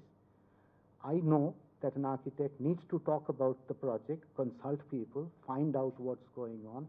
Otherwise, you just simply don't know what you're designing. And I'm now doing this. The process is underway, and I hope we can deepen it as we go along. And perhaps we can focus on that, then on what has not been achieved up to now is what I'm hoping for. I do agree with you that we do not want to bring Singapore into this. We do not want to bring that kind of, that's not the idea. We do want to bring some aspects of their efficiency, of their productivity, just in the same way that we brought some aspects of the West into here, such as democracy and the Indian Constitution, learning from there. But we want to bring some things, but not really their aesthetic preferences. I've been trying to use as many pictures as I can of examples sometimes that I can find from Delhi, that we are already doing this stuff well. So why not do that sort of? And I would be happy to learn from people who can tell me that's a good way to do it. Let's do it. So please feel free. I've had people helping us here, trying to understand better what's the best that has been done here, and some remarkable stuff has been done here. I'm happy to do a lot more of that. Please feel free to write in. I'm not sensitive in that sense. I just think the project is bigger than any one of us, and we must make it work for our sake. It's not my project, it's not yours, it has to be ours. So please feel free about that. With regard to the one thing that I might perhaps disagree with you on is the idea of this carrying capacity idea that is often favored. And here we might just have to disagree. I think that the notion of a fixed carrying capacity of a place is something that people talk about, but there are equally strong arguments to say that that is a concept that can be a little bit tested and stretched. Because if that was true, if the carrying capacity concept was true, we wouldn't have been in the, the world wouldn't have developed at all. Everything has a fixed carrying capacity. If agriculture had fixed carrying capacity, then we should have, there should have been a huge famine, and India should have remained at 500 million instead, or 300 million instead of 1.3 billion. We have now. Of course, every time you push the limits, you create new problems and you solve. But ma'am, I would like to say that this is a deep philosophical discussion, perhaps in a setting that is more conducive to doing that, we could have it. I am not that, therefore, that worried about, I see that if we agree with the idea that we need a central secretariat, and that is necessary for efficient functioning and for various other efficiency reasons and productivity reasons, then we have to try and figure out how to solve the problems rather than see the problems as, and studying the present infrastructure becomes part of that, but not with a view to seeing it as a limit to your carrying capacity, as a way of seeing how that can be transcended. That is how you study these things. That is how the history, I mean, I'd recommend, I don't want to recommend books, but we perhaps have a discussion about this. It's really a philosophical difference. People think this way and that way, and I think we perhaps leave it at that for the time being. Thank you, Vikas, Sujata, Bimal. We are now going to get questions from the House. We don't have a whole lot of time, so let's keep them sharp, keep them pointed. Please do not repeat questions which have already been asked and answered, because very often that happens. The same question gets, repeated ad infinitum. Can we begin? Yes. Sorry? Questions? Oh, yeah, Yeah. Please. Can we first, you at the back? Good evening. And one second, can I just make a priority list? I saw Arun's hand second, you third, you fourth. Okay, we've got 4 set, and I'll come to you. Well, first, let's do these 4. Good evening. My name is Aditya Advani. I'm a landscape architect. I just wanted to make a few points about the violation of the basic structure doctrine that you spoke about. Sir, I'm fields... extremely sorry to interrupt you. I just wanted to add, please go ahead right after I finish. Let's try and focus on questions and not alternate visions, okay? Because that then becomes a whole new different thing. It is a question. Yeah. And it's go ahead. One of the things that I feel strongly about is adding the service road that will then become the front face of the building entries from Rajpath side. Currently, I don't believe there's a road there, and I think that takes away from the green space, and that will take away from public access capabilities. Let's sort that out straight away. Right. That's inside the compound, point number 1. That's not outside. There is no access from Rajpath side into the building. Maybe I misunderstood you. You said the main entrance was from the Rajpath side. See, I'll tell you how it works. Inside the compound, the building is square. Right. It has an entrance on Maulana Azad side, it has an entrance on the other side. Any case, a building like that has to have entrance on 2 sides. Okay. There's a loop road inside. Presently also, when you go to Nirman Bhavan, there's a loop road running inside. That's the loop road I'm referring to. Presently, the main entrance in Nirman Bhavan, for example, gate number 1 is facing from Rajpath side. It will continue to face from Rajpath side. There's nothing new that is proposed here. Okay, because I thought I saw a white strip along the edge of the buildings. No, you are absolutely right. We cannot have entrances from Rajpath side. Okay. Okay. That's out of the question. Please hear me loud and clear. That's not ever been, even the original scheme, that's never been. My second point is the height of the buildings. I feel you said it would not look out towards the trees would block it. But I do feel one of the things about that space is that the public doesn't feel overwhelmed by the government. And so now these government buildings will be so tall that this will become a very imposing space. That's my viewpoint. I just want to present it to you. If it's possible to lower the buildings, I think it would be much better. I just want to say, I know you said there'll be no fencing, but I just want to reiterate, and no fencing of the lawns. You had said there will be no fencing of lawns, but we recently experienced the fencing of the lawns for the war memorial in front of the National Stadium, and I would really implore you to move away from fencing that space at all. It's never been fenced. It was a totally wrong move recently to fence that area. And the slide that Prioline was talking about, it said lively landscapes. There was a curved thing and all that. So actually, instead of looking towards what you think is being built in Delhi and looking towards that for inspiration, I would say look towards what's already there for inspiration. We don't want it changed.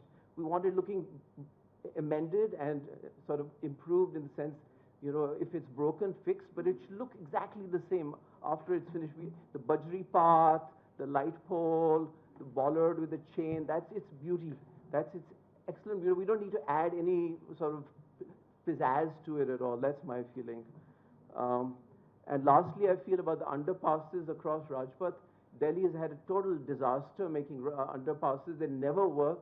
They create humps. They don't go down. I would say don't do underpasses. It never works in Delhi. For some reason, they don't seem to be able to manage a nice, clean underpass that's really underpass. They go up and then they go down, and it becomes a real visual block. It will actually become something terrible.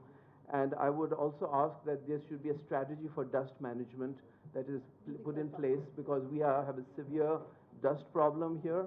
And yeah, in addition to taking down 280 trees, there should be a clear strategy for how the dust will be managed in this massive project.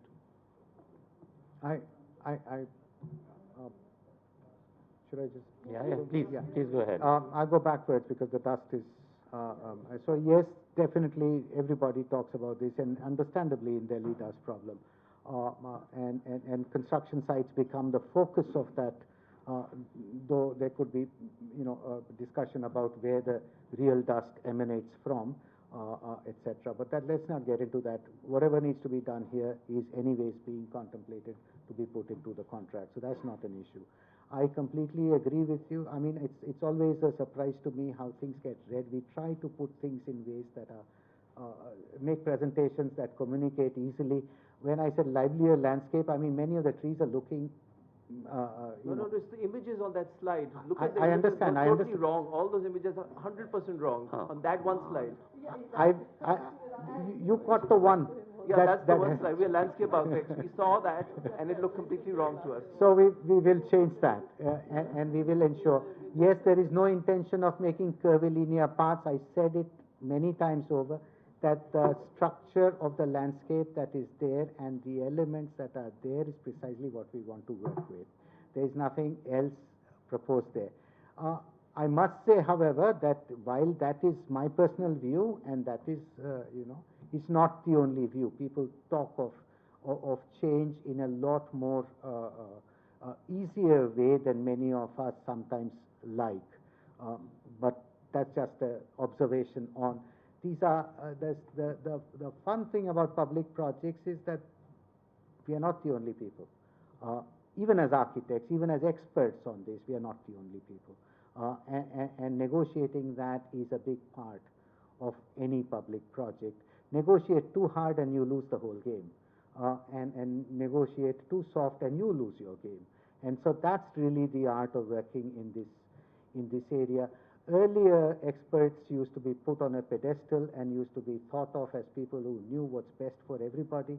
Now, as democracy deepens, there are a lot more people who find their voices and want to say, well, we don't agree with you. So that's what we are playing, and please just keep that in mind. This is more as a discussion with other professionals.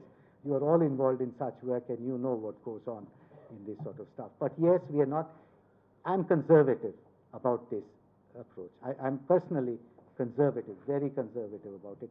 And I think the design, in some sense, of the overall thing reflects that. I want to try and do something that builds on the structure, And I think the strength is in the restraint that we are able to keep. Let's not move on, in- shall we, Vimal? Sorry to Yeah. interrupt, but I think, huh? Yeah, Arun? Yeah. Embedded between a kind of empiricism which is statistical and desperate search, I think, for a paradigm, something seems to have been lost. And to my mind, this plan is tilted in the favor of a work environment. It's sort of lost the focus on the public, which it has appropriated the space in the last 70 years. That tilt is sort of, it has shifted. Okay, whether you've created more open space, whether you're cutting more trees, that's all calculation. What I mean? The fact is that this actually is an opportunity to mediate between people, institutions, and the government.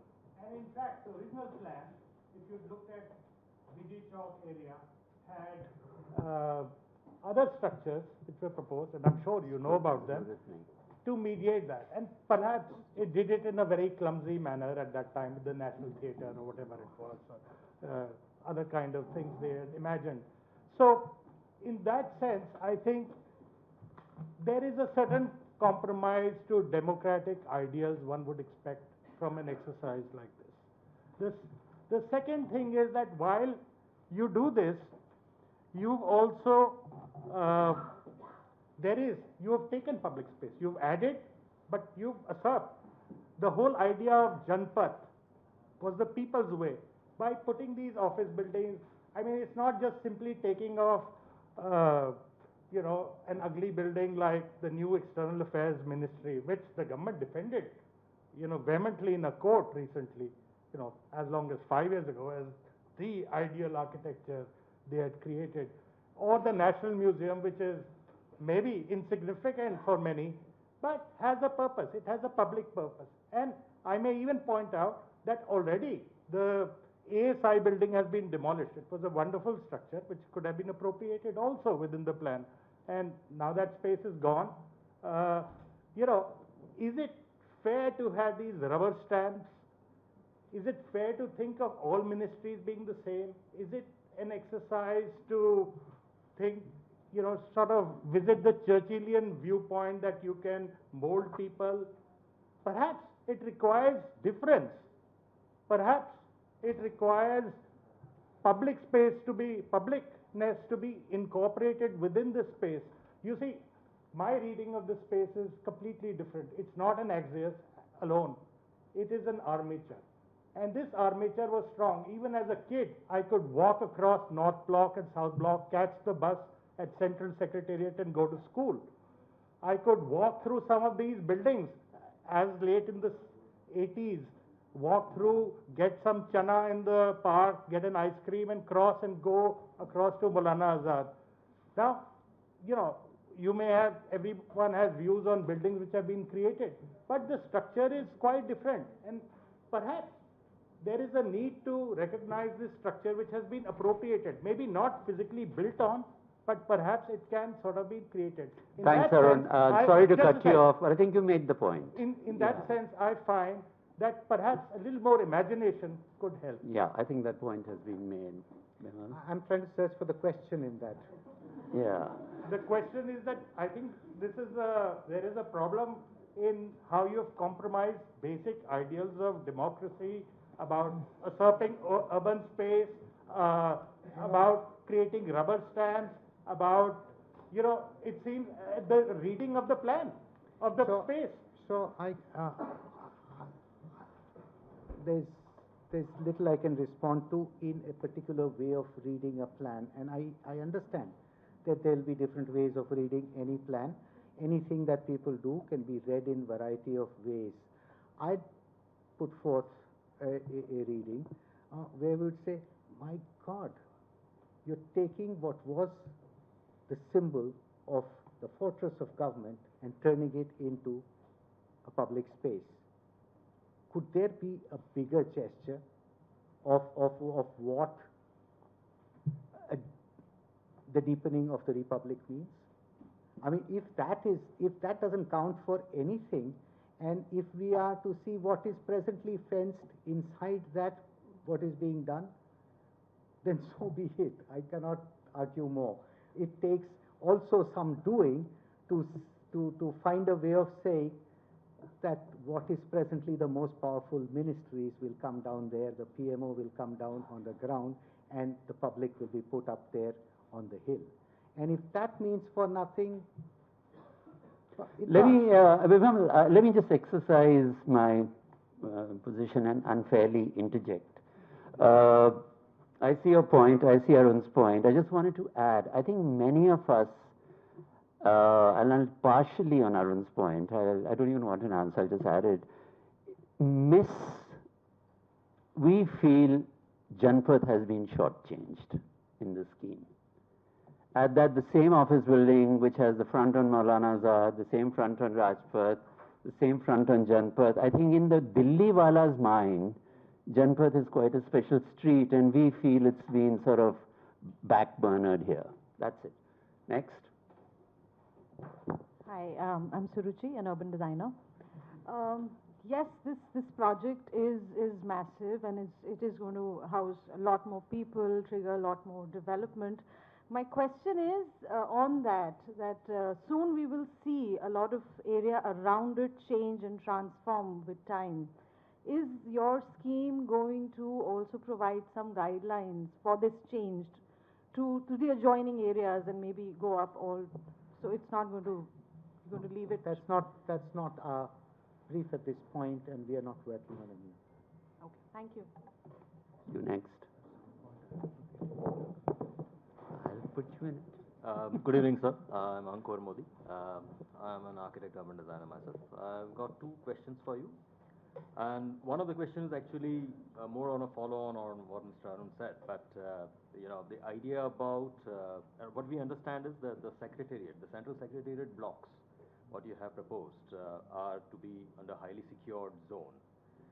But because they also fall abutting to a large public space of almost a 2-kilometer long, Rajpath, and which is going to be open to public, how are you looking at the character of the threshold between these secretariat block? What could be the specific design which you have in your mind? For example, if I have, as a designer, if I have kind of, I'm putting my aspirations onto it. For example, instead of the courtyard and the beautifully landscaped courtyards, what you have created between the blocks, inside the blocks, if it opens out towards the Rajpath side, towards the Central Boulevard, like a C block, inevitably the vehicular movement can happen on the rear end, but at least the buildings open up towards the people from the visual perspective. So it kind of looks into a more openness, maybe. I might be completely wrong into it, but is that, what is your thought in terms of the threshold detail over there, is what I wanted to know. That's what I believe is appropriate given all the various factors. You know, as designers, there's 50 things we try to factor in, Sure, and yeah. everything is a trade-off. And that's the conclusion we have come to. And what are your design? Let me also say that with regard to security, these blocks with so many people in them are not going to be such high security zones as for example, the Parliament. In the sense that even presently, Nirman Bhavan, I mean, you need authorization to get in, but it's Pretty okay. pretty relaxed. My taxi number is given, and they go in and they don't even check the taxi. So it's not as if you need, or the need is felt for a very heavy sort of security there, and remain like that. Perhaps move a little faster, etc. Okay, can we have 4 more hands? Okay, Sujata, Ujjan, I had seen your hand first. Sorry, I don't know your name. Sujata, Ujjan, Neetu, and Sameer. Yeah. Hi, I'm Sujata Ingurani. I'm a landscape architect. Okay, quick questions, please. Yes, Sujata, I know you quite well. Getting to be drink time, you know. So basically, we all have studied the place, and there are certain inherent problems which you also showed, that there is a parking issue where the public comes. So are you in any way going to solve that problem? Maybe incorporate that parking within your plot, and the edge condition of the, whatever you said, you're going to have a grill, and then the building inside. Can that be better? Because what he That's, was also that's talking exactly what we are going to do. Yeah. Between the water body and the present fence, there's a lot of space which is presently being used for parking in a disorganized manner in many places, and that is to be used for public parking in future too. That should not be, like, the edge condition of the central vista should be a public space, which, is more interactive. Maybe parking can be behind it.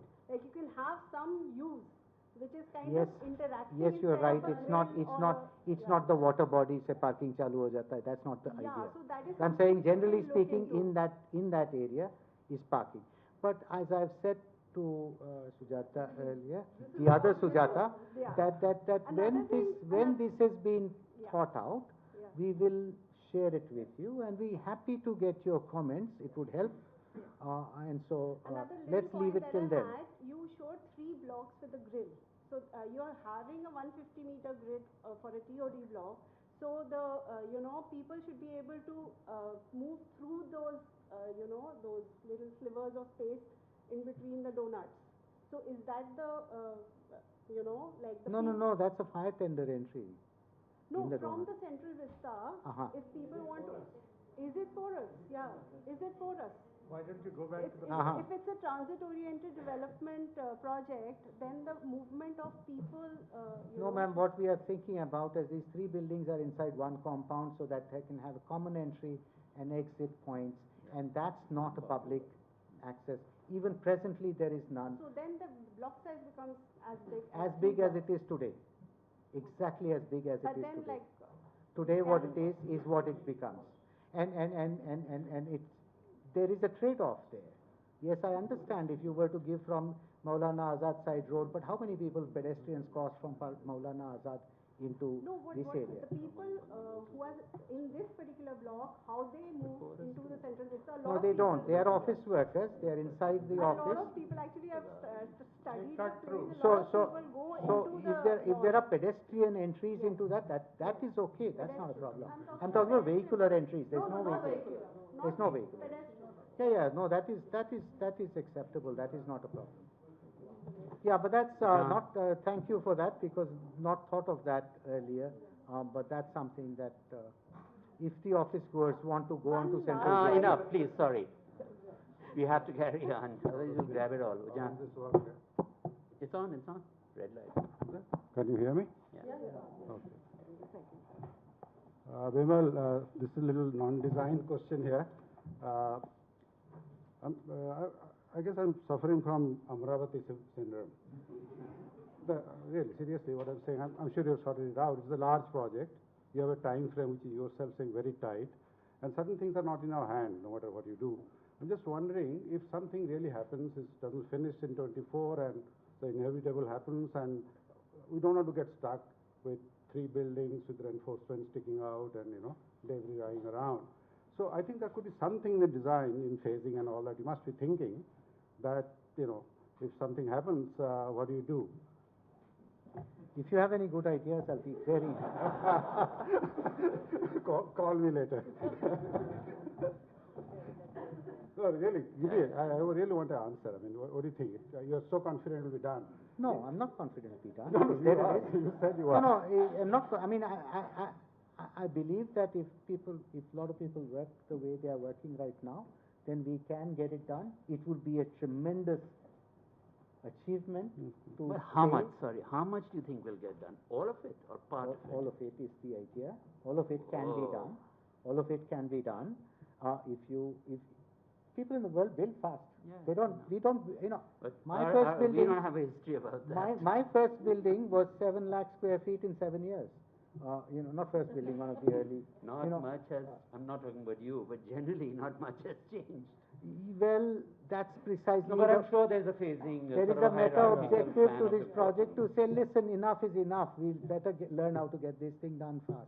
So that's the No, can't you- objective. no, I'm not going to quarrel with that objective. I'm going to help make it happen to the best possible way I can, is what I'm trying to tell you. Everybody presently is also trying to do that within government. If that works and we pull it off, my God, what a sense of confidence it gives us as a country, as somebody. And that's what is being attempted. Am I certain that it'll finish? Can anybody be certain about any such thing? What would happen if it is not finished? I know, I mean, I can imagine it's not a good idea. But if you have good ideas, let me know how to proof it from that risk. Me too. I'll do it. Hello Her everyone, hand was up I'm first. Meetu Mathur, architect and urban designer. My question is actually an extension to Mr. Ojan's question only. Like you said during the presentation that a lot of buildings specifically are in the process of still designing. So this being a democratic design, how can people like us in the room participate in the process of designing and in some way or the other expedite the process of construction and make it actually happen in a record time? Ma'am, I understand the sentiment with which you are saying this, and it's sincere and genuine. But remember that if, you design, I design buildings, we are phasing them out so that we are able to finish, and we don't need to start buildings at the same time in any case. So we're there are 6 buildings to design, 6 or 10 buildings, and we're phasing them out. We believe that that can be handled in the way that we are doing. Design and democracy, I mean, they're nice, both go together, sort of. But you see, what happens is while, for example, in our office, I believe that we work in teams. We believe extremely in working in teams. But work in teams happens when there is clear leadership. No team can function without a leader. And that leader has to then take the blame or whatever and get on with it. And so that's the design process. It's very difficult for other firms to quickly join into such a process and make this whole thing happen. You have all worked. I bring in as many people as I can, So but those sorry, hierarchies I don't think work. my question is misinterpreted. I'm not saying that other firms should join, but in a way of making this project to speeden up the process of the project, has there been a strategy in place to phase it out, not like doing one by one, to actually start the construction or to make these individual projects take place at the same time? What No, is the ma'am, they strategy cannot of be the done government because in many this? of this is sequenced. It's just simply, the phasing is not something that we are making use of it, but you can't disrupt any government activity. So unless this is finished, you cannot do this. And that sort of sequencing is automatically giving us time to phase out the... And any interesting... Mitu, I think that construction- sort of answered Just the thing, small yeah. question. Any interesting construction technology that you'll be putting into place? We are exploring, Yeah. but as of now, conventional seems to be the best way out. Thanks. I mean, I think that's a very interesting point, but maybe another forum. Samir? Good evening. I'm Samir Chadda, an urban designer. So first, thanks for your contributions to some great buildings and campuses and public open spaces in the country. So a couple of questions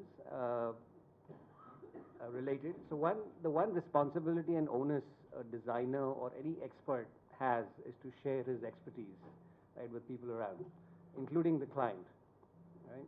So I'm curious to know how you and your team are kind of trying to influence the brief or guide the brief to bring some important urban design issues to the fore and what they may be, right? For example, number 2 question, related question is on the importance, which many people have kind of touched upon, the importance of public realm, right? The publicness of our streets, our open spaces and buildings.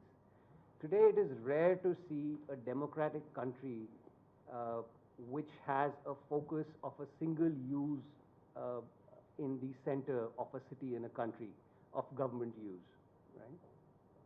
So rather than this being a vibrant people center, like you're showing Paris or DC, which is very interesting because DC also, I gather, has a very similar width of the central space, about 250 meters, and a length of about 1.5 kilometers from 3 to the river and 1.5 from, I think, the capital to the symbol in the middle. In any case, so rather than a vibrant people center like DC Mall, which is a very similar layout, the new Central Vista seems to be shaping more towards, I must say, an East Bloc country. There's 3 million square meters, approximately, including all built up area, 10 buildings, 10 plus buildings lining the central vista, 1.5 kilometers of it from Resina Hill to India Gate, which is seems boring because at best the buildings have backs onto to the open space. At worst, the security requirements will kind of hinder the kind of interaction with the people, the way the people can kind of hang out there, which may stifle freedom of movement, group activity, privacy, and the general enjoyment of the place. So in summary, how do you see the intent and quality of the public realm in this most important civic space? And what related aspects may you be educating stakeholders and decision makers about in this space? Well, about, as I said, about readings of what's happening is, I don't want to comment straight away on that. I want to say that the significance of expanding public space onto Raisina Hill is, I think, you're being uncharitable. I think that that's a very big move. That's a very, very big move, and to transform what is earlier literally the fortress of government into a public institution, or what's being done at the back of Rashtrapati Bhavan, is very important symbolic moves that reinforce the publicness of this place.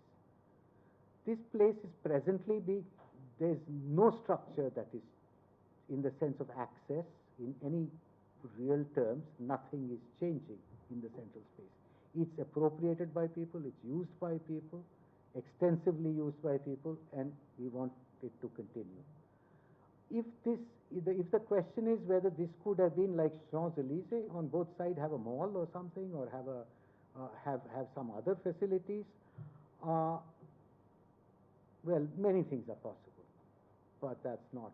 That's an important, just to interject, that's a very important aspect, right? DC has museums and public buildings kind of lining the mall, which are very active. People walk back and forth. They can walk up to the facade, they can enter the building. But we have taken the two big buildings of government, turning them into That museums. is appreciated. That is obviously, So, I think. so if that is insufficient a gesture, then, well, what am I going to say? I'm saying that there is presently no such thing there, and it's being put up there. And that's what we can get at this stage. And that's what we...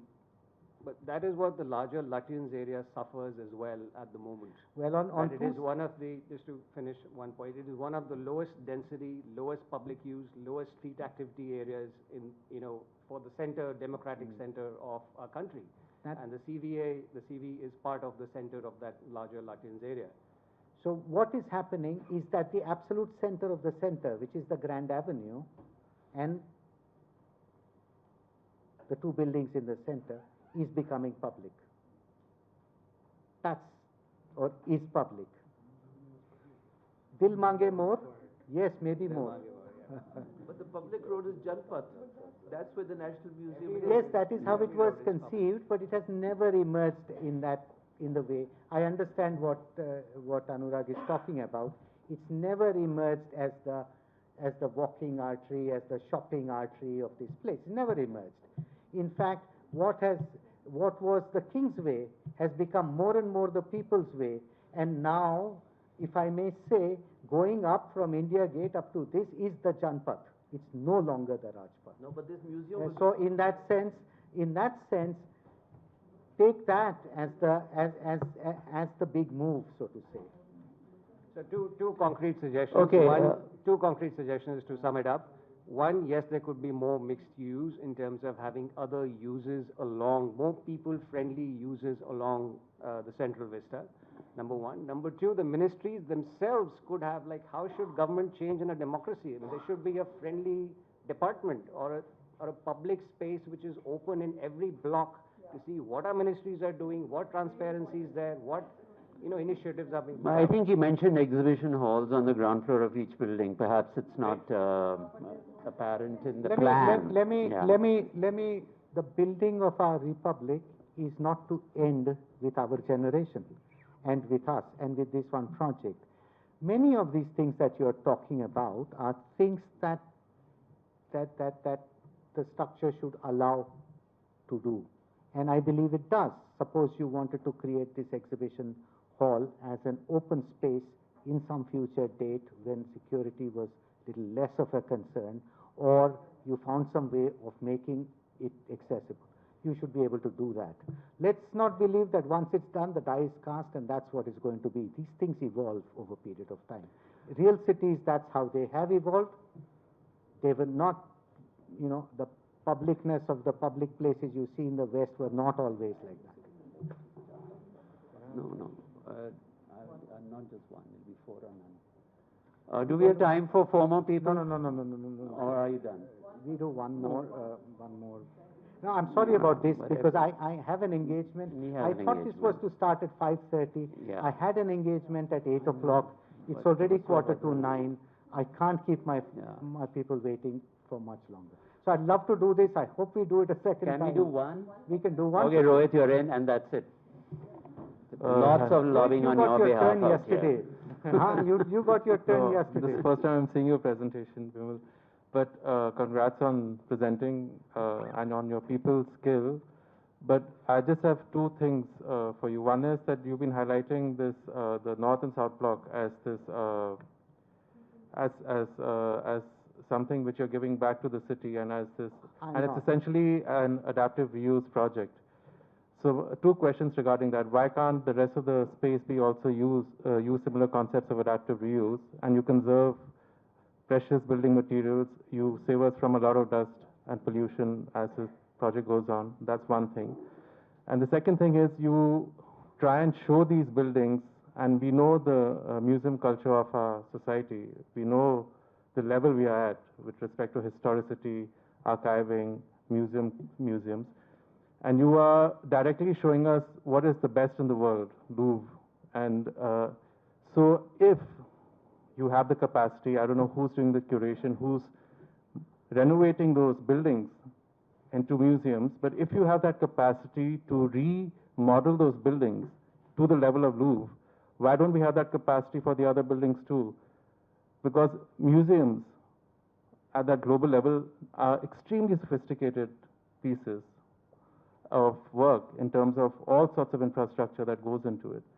So is there a thought behind that? Well, I don't know how to answer that, because you're saying, let's just have museums and not have a central secretariat. That's not the project. No. I'm not saying that. I'm saying that if you adaptive reuse, that's what you're highlighting as something you're giving back to the public. And that's actually an adaptive reuse project, that you're taking away the offices from that block and putting in. So why can't the other buildings which you're demolishing and all, can it be not looked at as adaptive? Buildings? National Museum, the archives. Because you won't get amount of floor space that you need. You know, you see, you are in the business too. It's a business of trade-offs. It's not a business of having everything the way you want. And as soon as you examine all the things that are needed, that's the trade-off that emerges. And that's the best trade-off you can get, is what I would say. So, dissatisfied with it, maybe, but that's the real possibility. Okay, then another trade-off of time, because what I'm seeing is when you have the 2-year restriction, which is obviously not your restriction, but the government has imposed on you, you're sacrificing on a lot of innovative ways of thinking. Just a couple of years ago, there was a competition for, I think, along with the memorial for a museum, where a lot of architects thought very innovatively of how to save the trees and build around those trees, and they came up with fantastic stuff. And I know that you can't do everything in 2 years, and because of that, a lot is being sacrificed.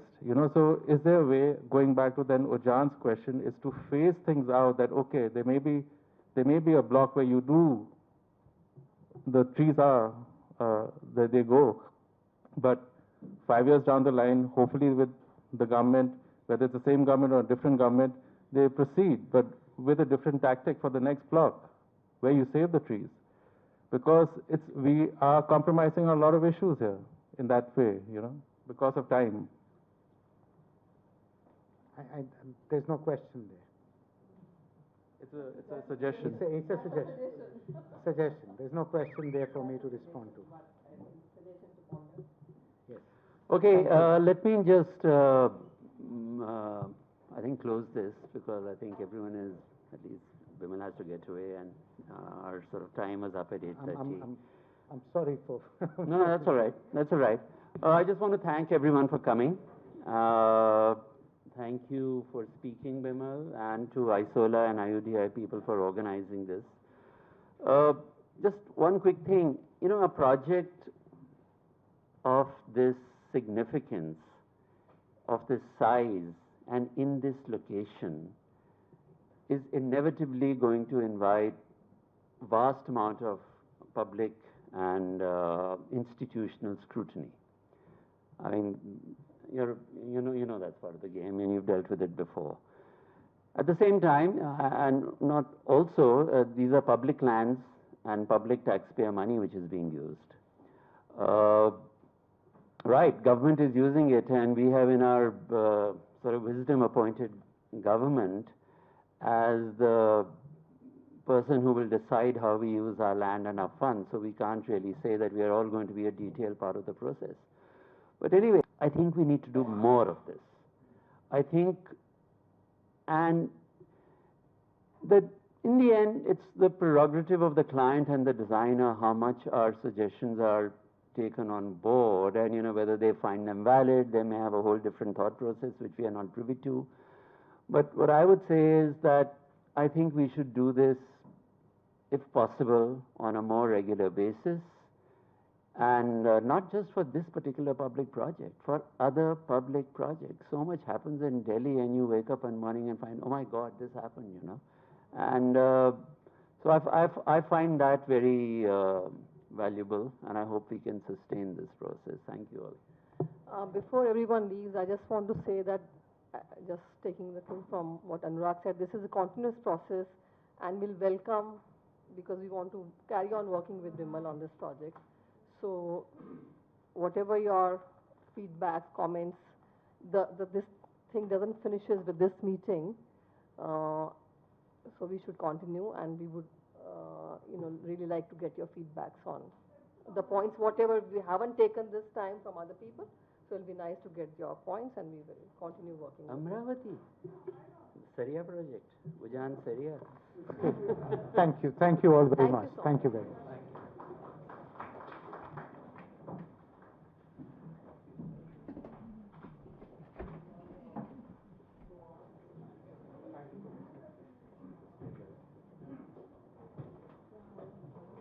So, well, you're not going.